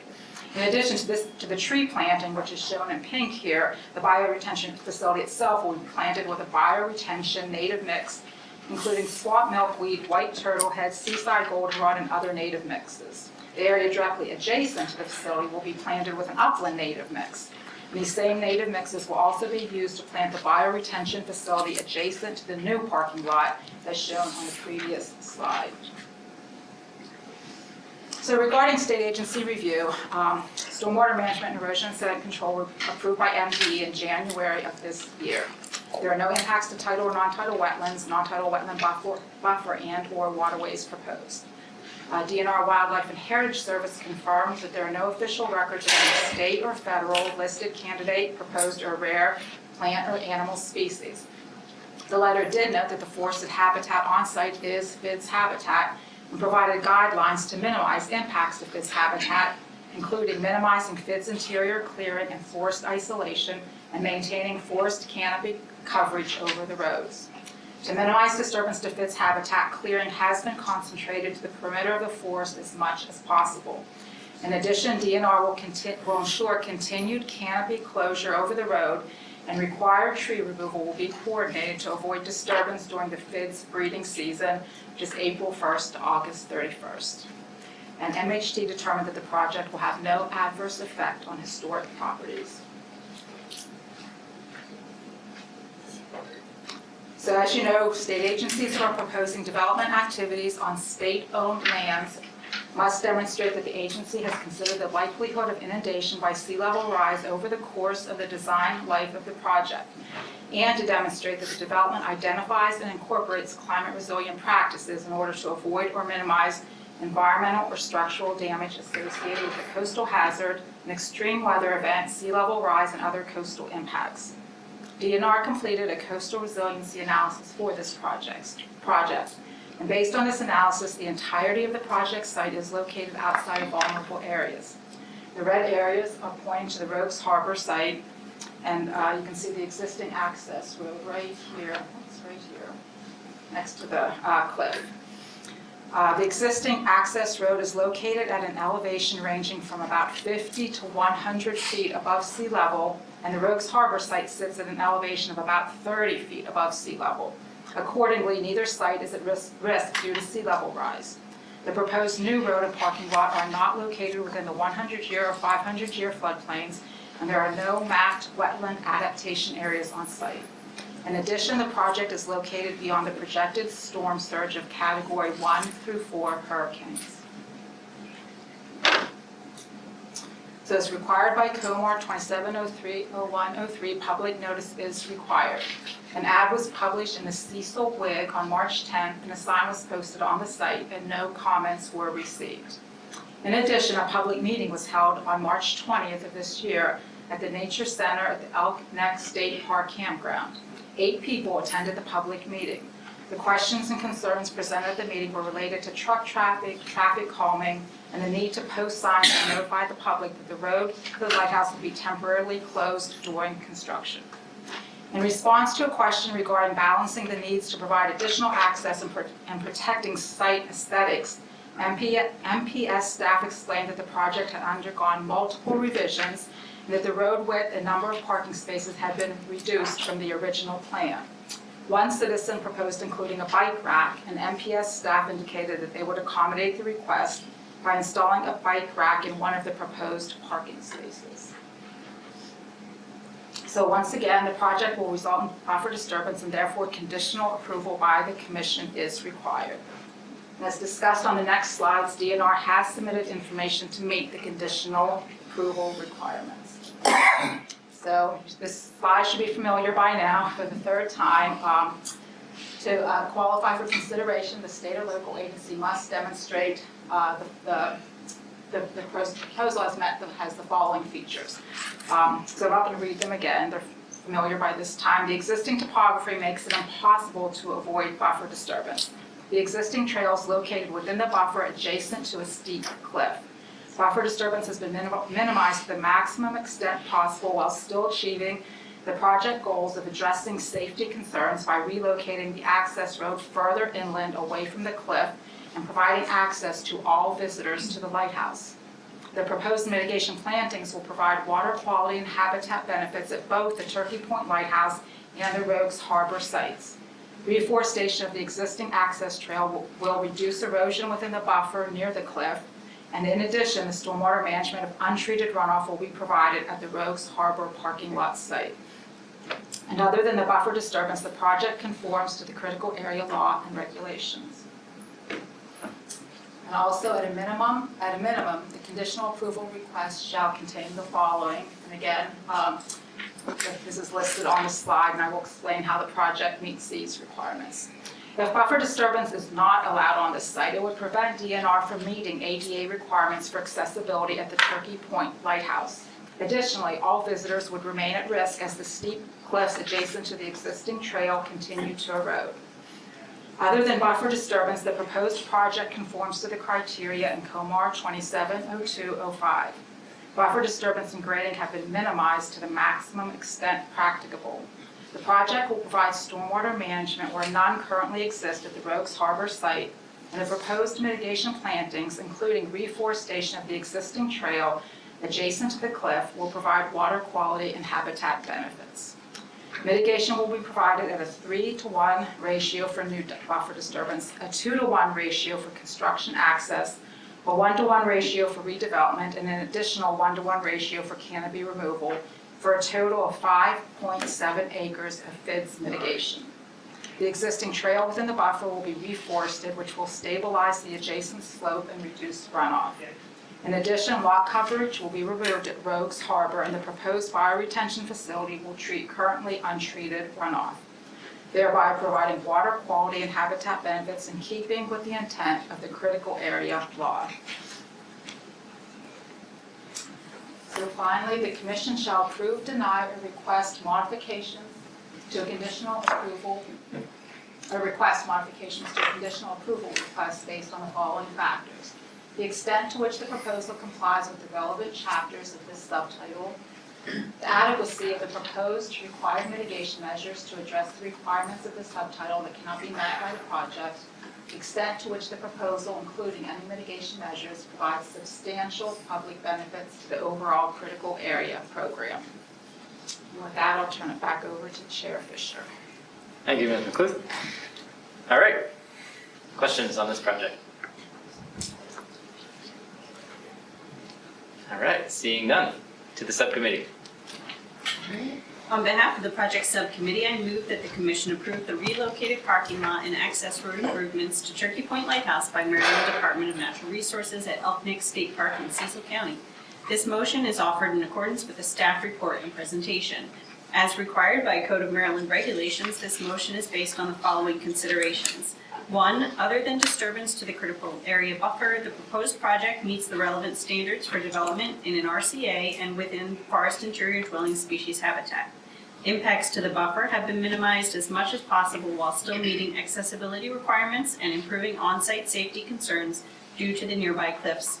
2, the Maryland Department of Natural Resources is proposing to provide stormwater management to meet 10% pollutant reduction requirements and planting mitigation for temporary and permanent impacts to the buffer.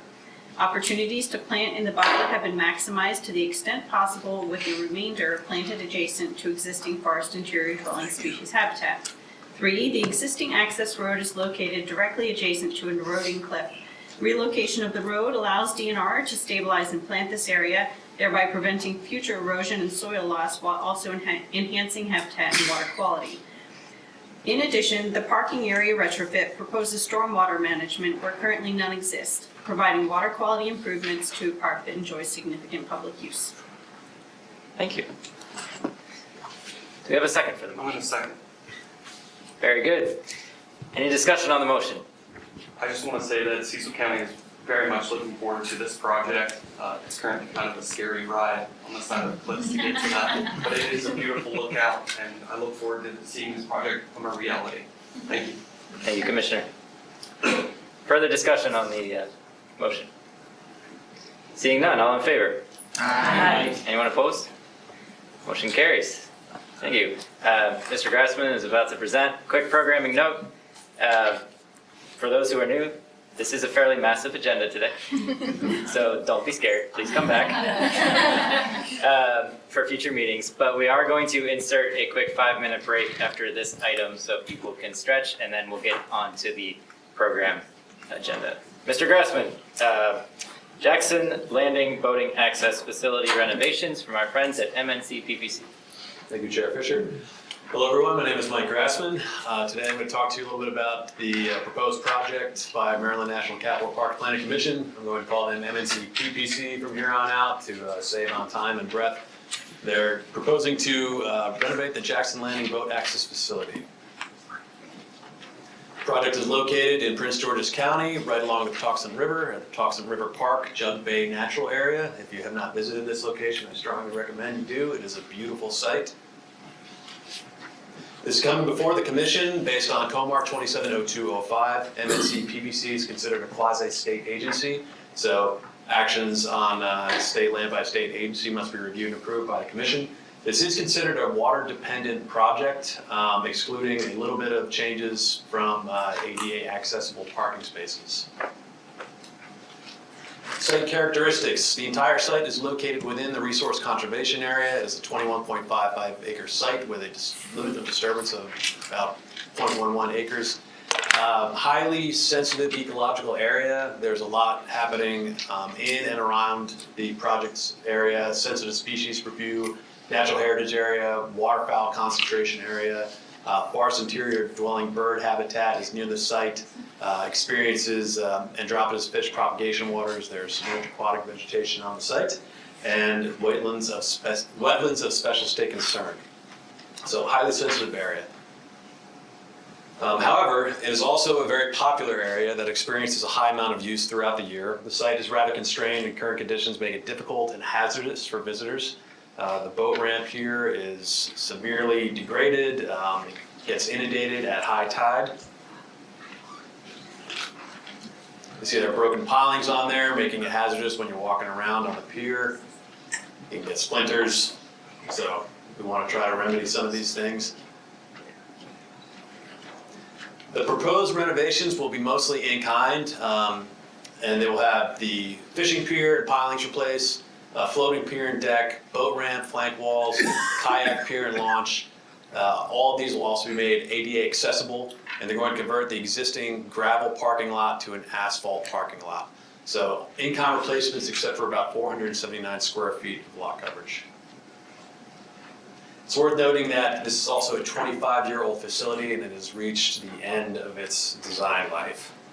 The new project will hopefully last about 20 years. All that's in red here is going to be replaced. The two blue areas are going to remain the same. Existing lot coverage is currently 3,559 square feet. All but 30 square feet of the LOD is within the buffer. The proposed conditions here, all ADA access with the floating pier, ADA parking is not going to be extending to this area, kayak launch, launch rails, ADA transition bench, and then the parking area up here converted to asphalt.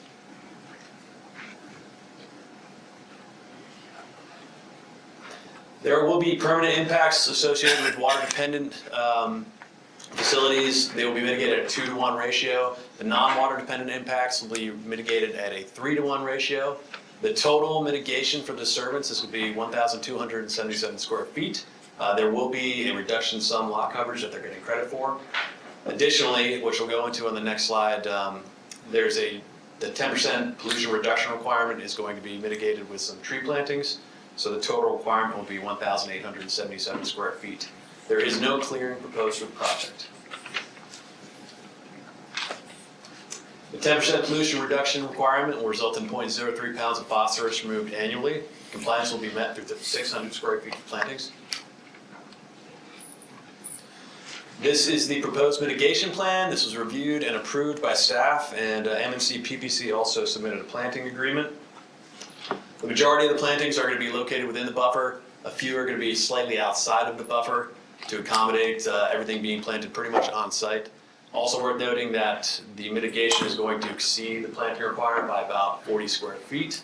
I want to draw attention to this area in particular where the red arrow is, because this was an area of concern when reviewing this project. It almost came to the commission before, I believe 2 years ago, but there were questions about erosion, runoff, and how this might impact some of the sensitive resources on this site.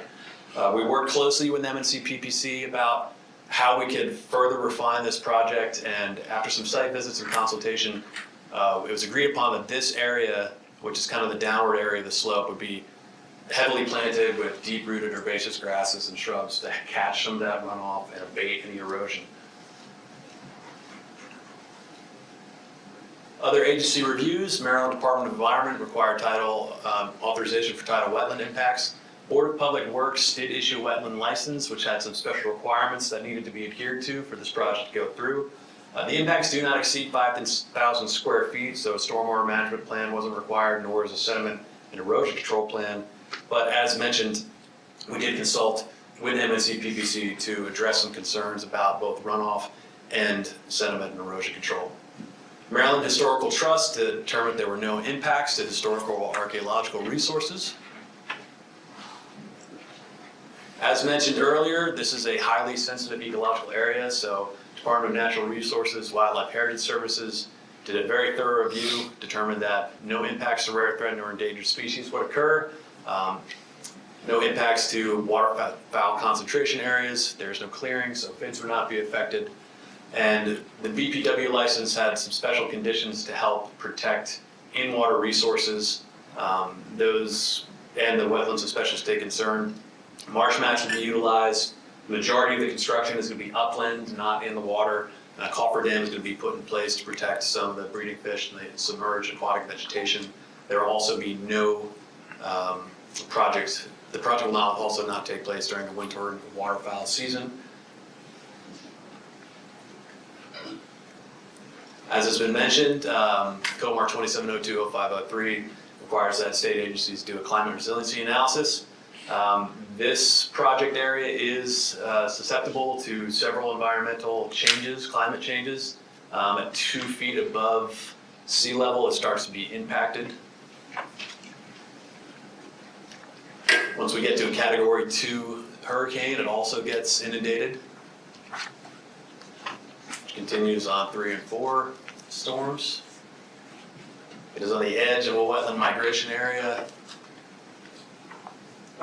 And the entire project site is also located within the CS CRAB Coastal Rate Action Boundary area. So in accordance with this, because it is a water-dependent project, M&C PPC has requested a categorical exemption waiver for CS CRAB requirements. But assuming a 2.1 foot increase in sea level rise over the design life of the project, they have tried to elevate structures where possible. There are several floating structures that are going to be part of this project. Public notice was put out through MDE's public notice requirements. Signs are posted on site. Again, this project has been coming back and forth for a couple of years now, so please don't be alarmed. There were no comments found through these public notice requirements when the staff report was issued. With that, I'll turn it over to Chair Fisher for any questions. Thank you, Mr. Grassman. If we didn't have such a long agenda, I would ask you how you made it rain on PowerPoint. Oh, well, 1 second before I forgot about this.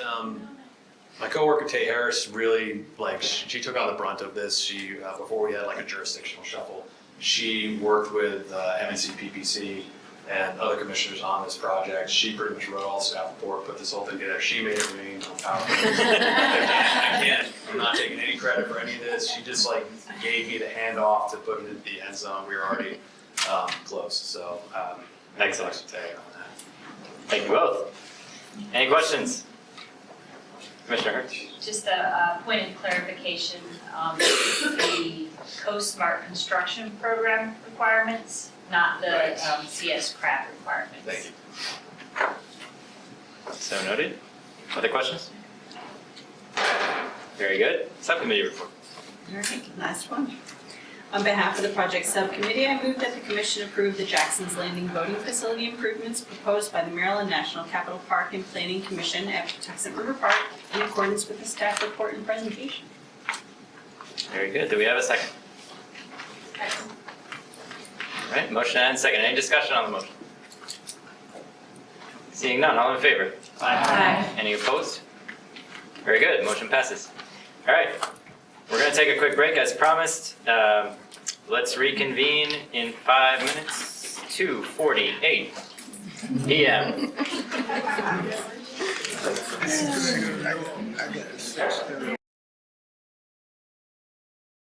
All right, everyone, we're gonna pull it back in here.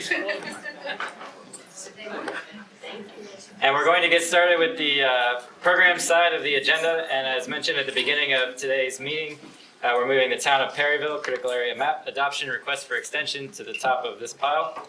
Mr. Grassman.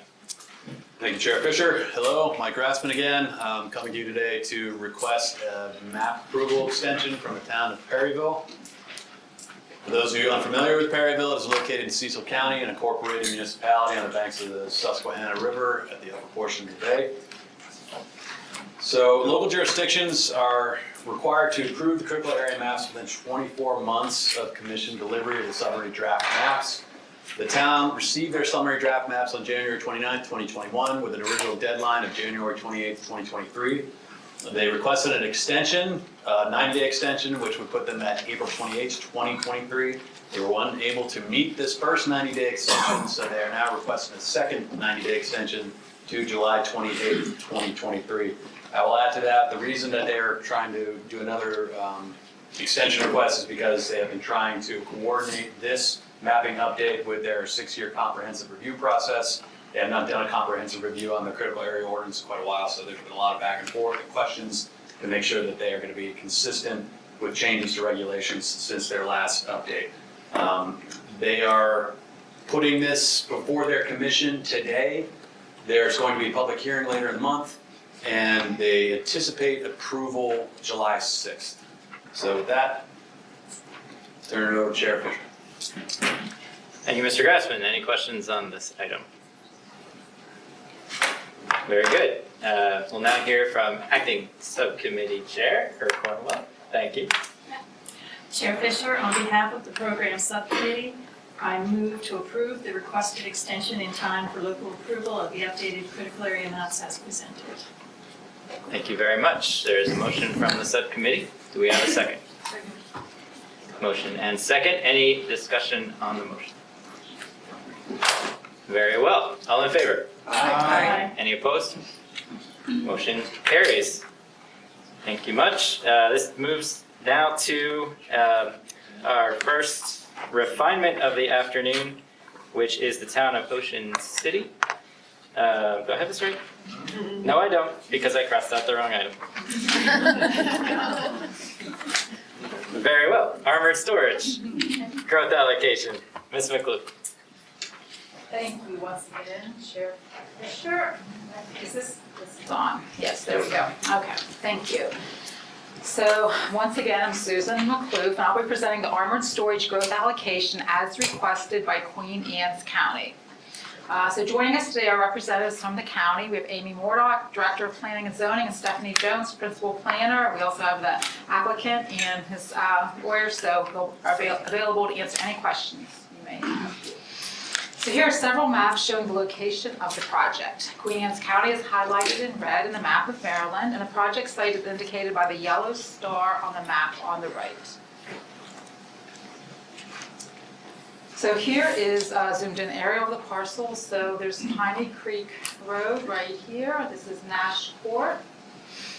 And you can see the critical area designations on this slide as well. So the limited development area, or LDA, is shown in yellow, and the resource conservation area, or RCA, is shown in green.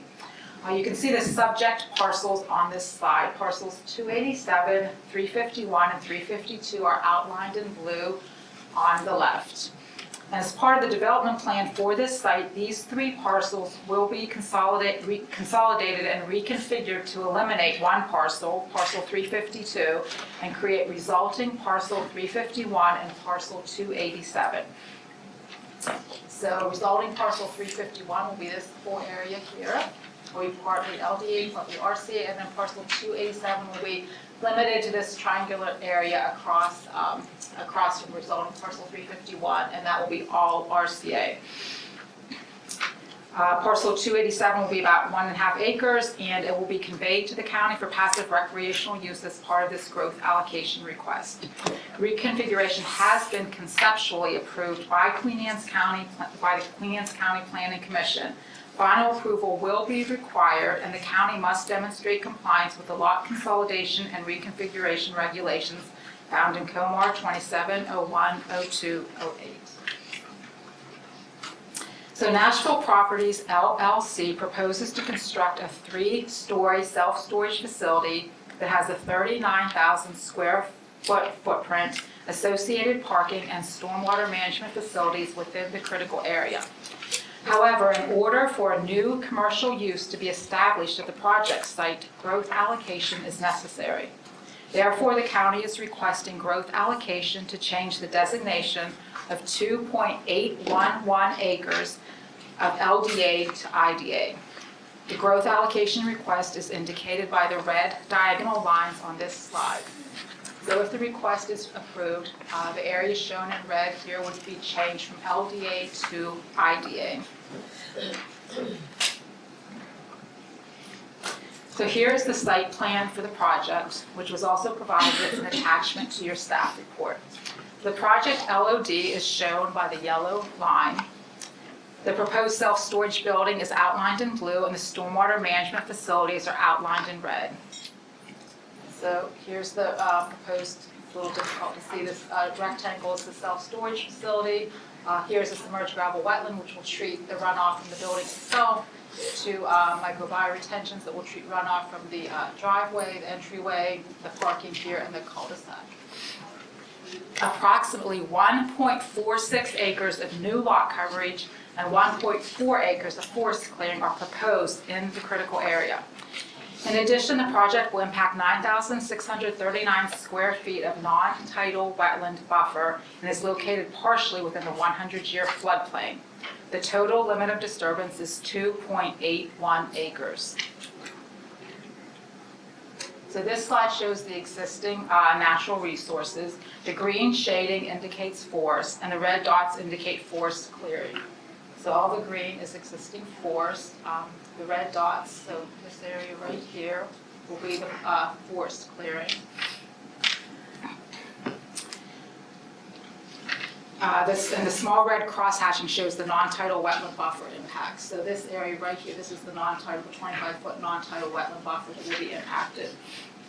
Finally, the project, as we said, is located partially within the 100 floodplain as indicated by the larger red cross hatching. So this portion of the building here is located within the 100-year floodplain. And if you recall, the submerged gravel wetland is in this area, and it's also partially located within the 100-year floodplain. Accordingly, the project must meet all the county's floodplain requirements.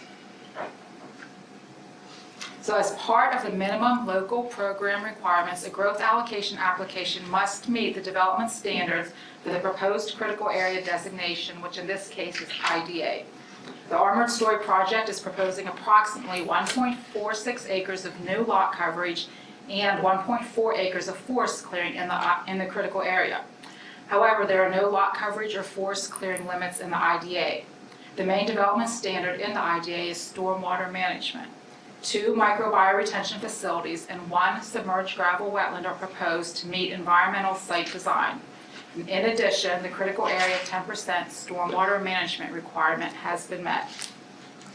There is no buffer disturbance proposed with this project, and there are no direct impacts to non-tidal wetland. However, as we said before, the project will impact about 9,600 square feet of the 25-foot non-tidal wetland buffer, for which MDE has issued a letter of authorization. So in addition to the general development standards, a growth allocation request must also meet the growth allocation standards outlined in the state law and regulation.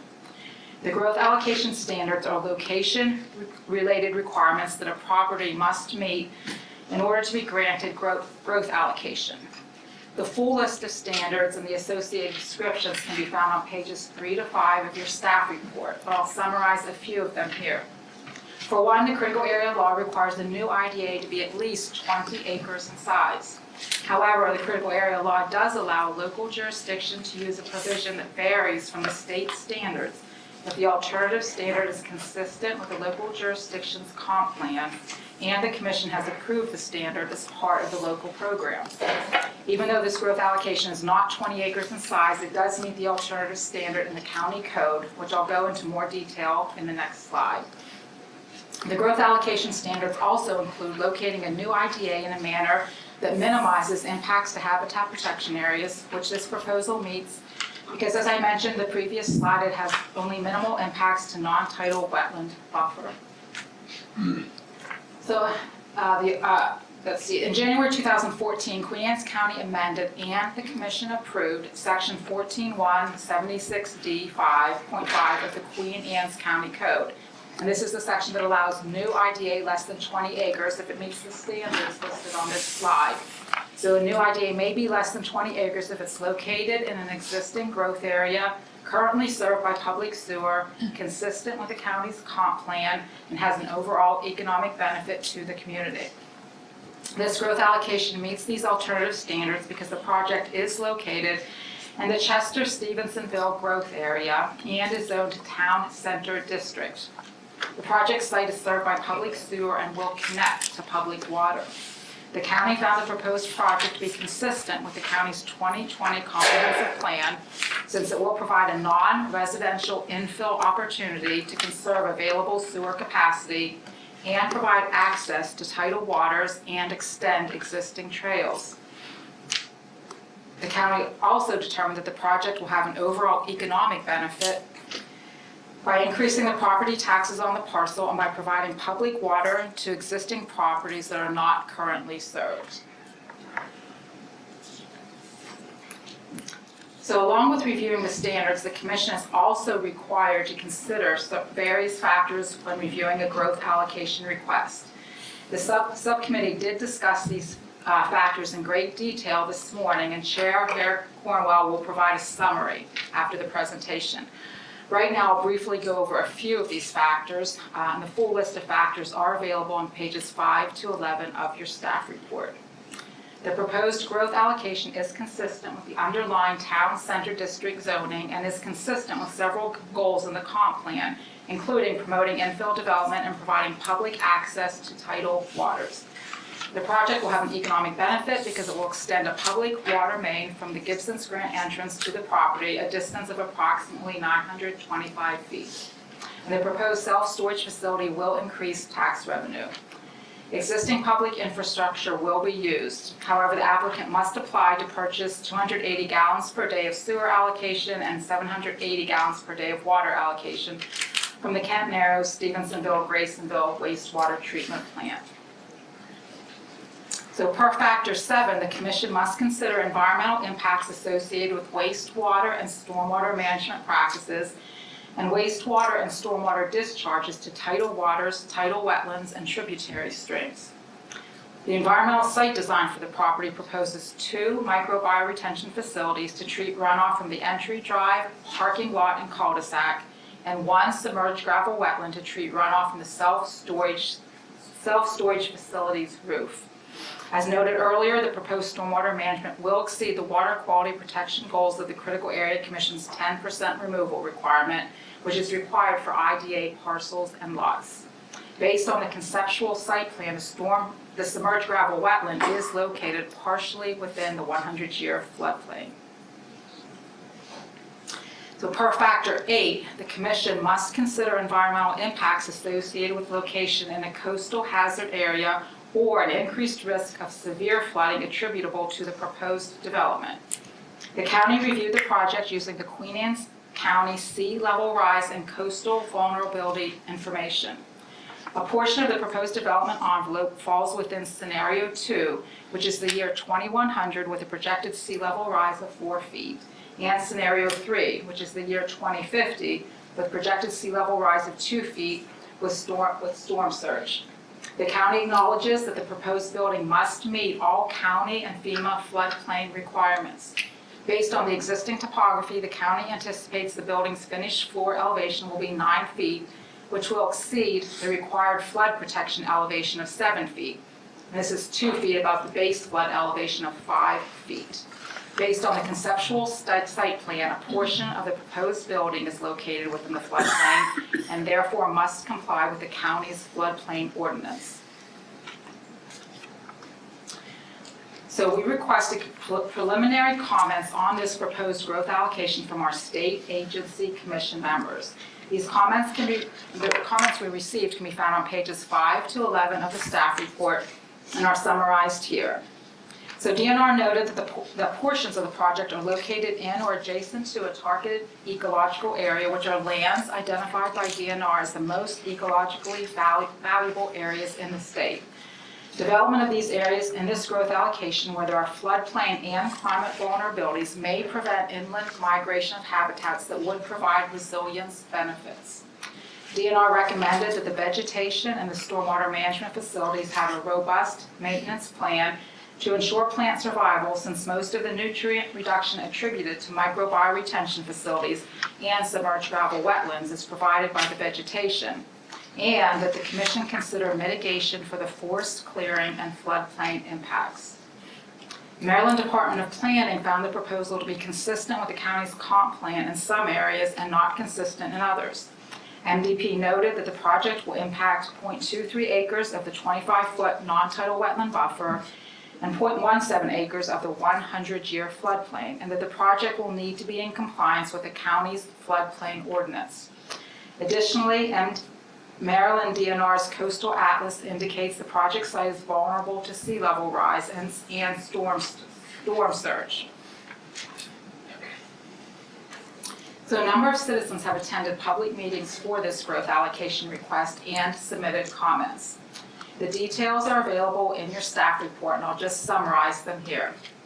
The Queen Anne's County Planning Commission met in November of 2022, and the agenda included the armored storage growth allocation request. Several citizens provided comments, and most were opposed to the project for a variety of reasons, including forest removal, views from the Cross Island Trail, concerns with biodiversity, etc. The Queen Anne's County Commissioners held a public hearing for this growth allocation request in January of this year. At the meeting, 17 citizens provided comments, and in addition, the county received 30 emails under the County Commissioners' press and public comment inbox. The County Commissioners and County Administrators' inbox also received 49 emails. Most of these emails did oppose the project. The board left the record open until the next meeting for additional comments, and a total of 24 emails were received after the meeting. So with that, I'll turn this back over to Chair Fisher. Thank you, Ms. McLeod. Thank you. Questions on the presentation? Point of order, do we have a quorum? I see we lost some people. We don't, it doesn't appear we have one, but we're finished with the voting portion of the meeting. Okay, so some of us have to leave, we won't be ruining the quorum. Right, yeah. Appreciate that. Okay. Thank you for pointing that out. Commissioner Paul? I had a question about the recommendation for a deed restriction. Who would actually administer the deed restriction? To make sure that it stays enforced perpetually. That would be the responsibility of the county. So the property owner will submit it to the county for our review, and then we'll have to submit it to the commission staff for their review as well. Other questions from the commission? I have a question. So a significant amount of the stormwater is located in the floodplain, and that's today's floodplain. My understanding is that the stormwater plan has not received final approval at this point. And maybe this is a question for the county, but given it's a wetland proposed, a submerged gravel wetland in a floodplain next to a building that needs to be elevated, what is the alternative if that proves not to be workable as currently proposed? The site looks pretty packed. Yes. I can say that the commissioners did place a condition on their approval, the county commissioners, that the stormwater has to be inspected on a more annual basis in terms with MDE and the county's approval and conditions. As far as other options for stormwater or, other scenarios, I have to basically let Kevin answer those questions, and he's their, basically their consultant. If you could just take a minute. Sure. Thank you. Kevin Sharon, DMS Associates, civil engineer for the project.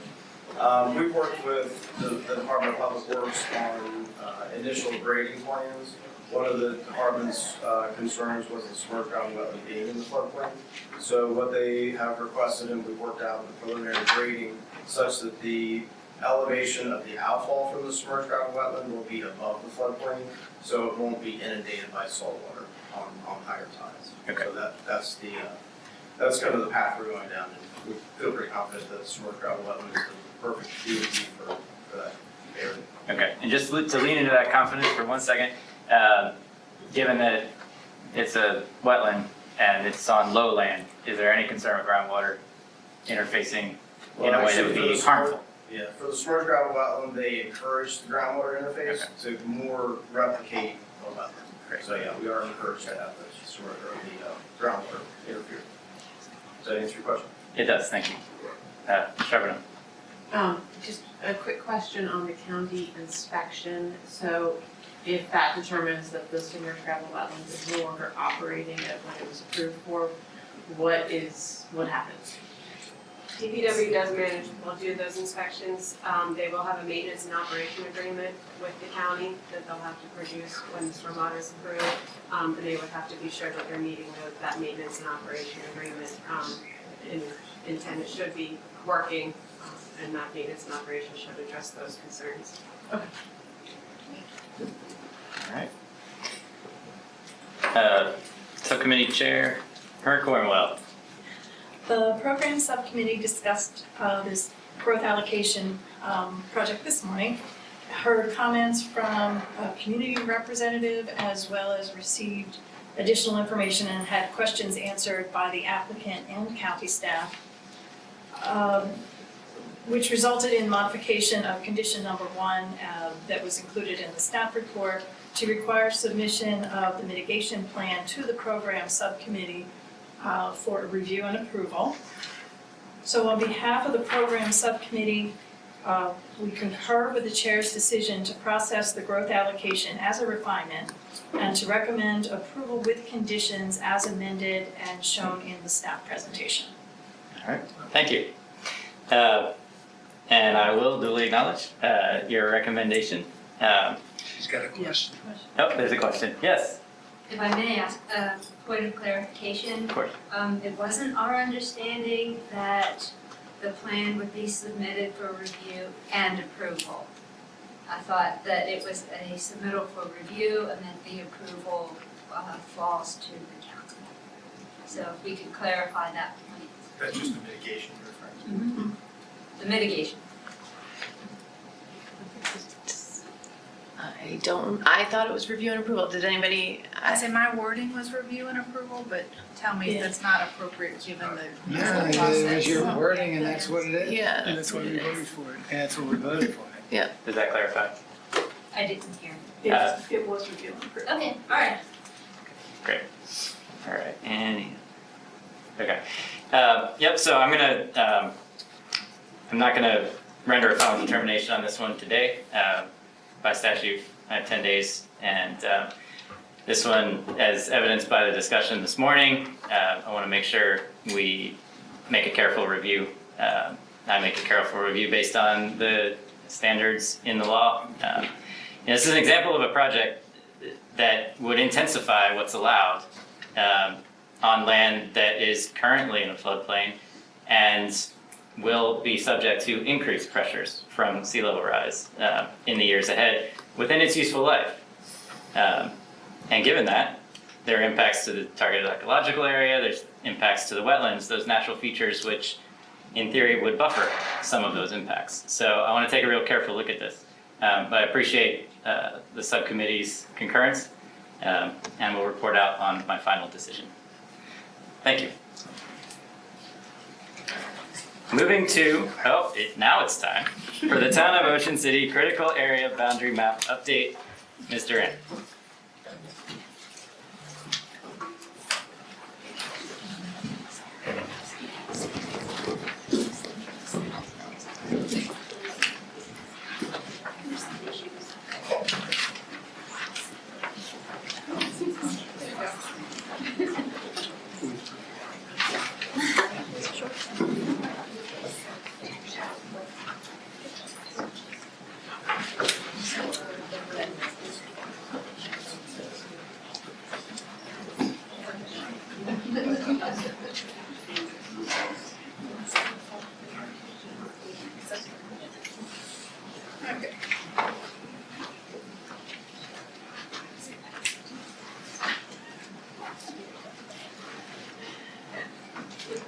Good afternoon.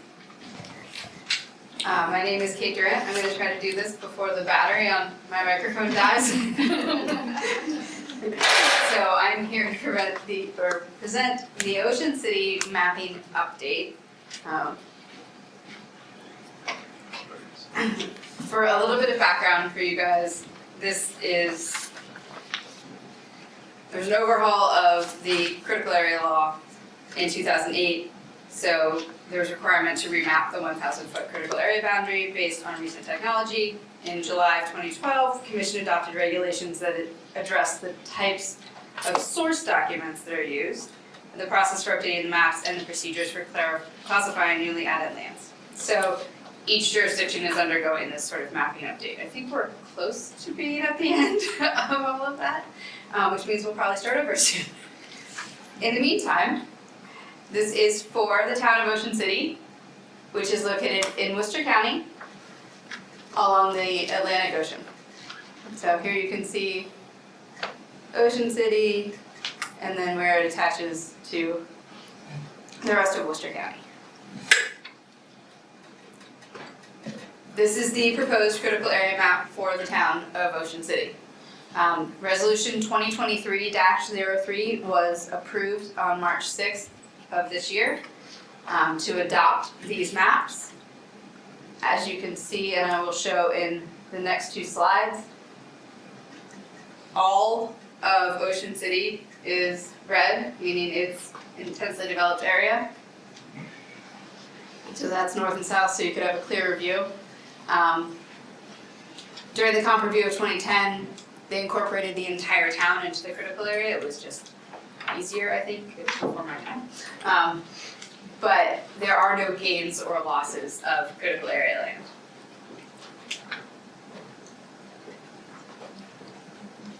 And with that, I will turn it back over to Chair Fisher. All right, thank you.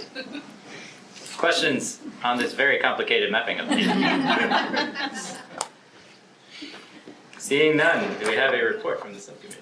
Certainly, Chair Fisher. On behalf of the program subcommittee, we concur with the chair's determination that the Ocean City mapping update be reviewed as a refinement to the town's critical area program and further recommend the map update be approved as proposed. Thank you very much for your report and recommendation. I will accept that recommendation and it will stand as my final determination. Moving along to the text amendment associated with the mapping update. Ms. Durant. So again, I'm Kate Durant. This is a presentation for the Ocean City text amendment, which was required to go along with the Ocean City mapping update. So the updated language is there to replace a reference to the state wetlands maps with a reference to the critical area statewide base map, and then incorporate the updated critical area maps by reference. Ordinance 2023-06 was approved on March 20th of this year. Here is the actual proposed text change. You can see it's relatively minimal. They're deleting a few things and replacing a few others. And again, they're saying that Atlantic coastal bays means all waters of and lands under Atlantic coastal bays and their tributaries to the head of tide, and all areas indicated on critical area statewide base map instead of indicated on the statewide wetlands maps. And then they added that the land classification designations will be shown on maps dated March 2022 and adopted by resolution. So that is the small update. And with that, I will turn it back to Chair Fisher. Great. Any questions on this piece? If not, we will return to the subcommittee. Chair Fisher, on behalf of the program subcommittee, we concur with the chair's determination that the text amendment be processed as a refinement to the town of Ocean City's critical area program, and further recommend that the chair approve the text amendment as proposed. Thank you for your recommendation. Your recommendation will stand as my final determination on this matter. And I think that brings us to old business. Ms. Charbonneau. I just have a very minor update. There's a memo included in your staff report from Kate Durant regarding a shared bike path located in Somerset County that was proposed by Somerset County and State Highway Administration. There was some mitigation that was going to be provided off-site as part of that project. This is just to update you that due to not quite enough seedlings available at the nursery this year, that planting will be provided next year. So we will apprise you when that is done. That's all I have. Appreciate it. Any questions on that? Very good. We will now turn to Emily for some legal updates. Hi everyone, I am Emily Vinieri, Assistant Attorney General for the Critical Area Commission. For those of you who are new, I just wanted to let you know I represent the commission, and that means in litigation as well as, advising on, policy questions or regulation questions or anything like that. So today I'm just going to give you an update on the litigation that I'm handling right now. We have 3 cases that are in circuit court. 2 of these cases are in St. Mary's Circuit Court, and the commission has filed an appeal of the St. Mary's Board of Zoning Appeals decisions. In both of those cases, the board issued variances or granted variances for swimming pools in the buffer. in the critical area buffer. And so the commission has appealed both of those decisions, and we are asking that the court reverse the board's decision because it doesn't meet the critical area variance standards. One of those cases is a bit further along than the other one. One case has a hearing in September 5th. And then the other case, we have basically just gotten started, and that case, we still need to do the briefing, and the hearing hasn't been scheduled. And then the third case is in Queen Anne's County, and again, that is the Queen Anne's County Board of Appeals issued a variance for a swimming pool in the buffer. You can hear a theme here. Issued a variance for a swimming pool in the buffer, and the commission appealed it. We're asking that that decision be reversed, and again, that hearing is at the end of August. So that is my update. If there's any questions on anything, please let me know. Very good. Thank you. Sure. That moves us to new business, which I have about 4 hours worth. No, it's probably in poor taste at this point. But I did want to thank our acting subcommittee chairs for their work today. As I said, this was a hefty agenda. So appreciate all of you, but especially Chairperson McCall, Chairperson Cornwell, for your efforts guiding us this morning.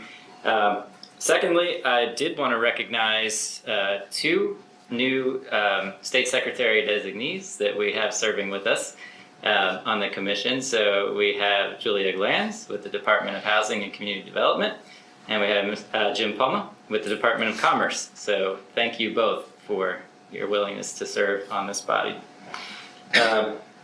Once again, wanted to extend my appreciation on behalf of the full commission and the state and our local partners for the service of you all who have been here for many years, who have completed your service.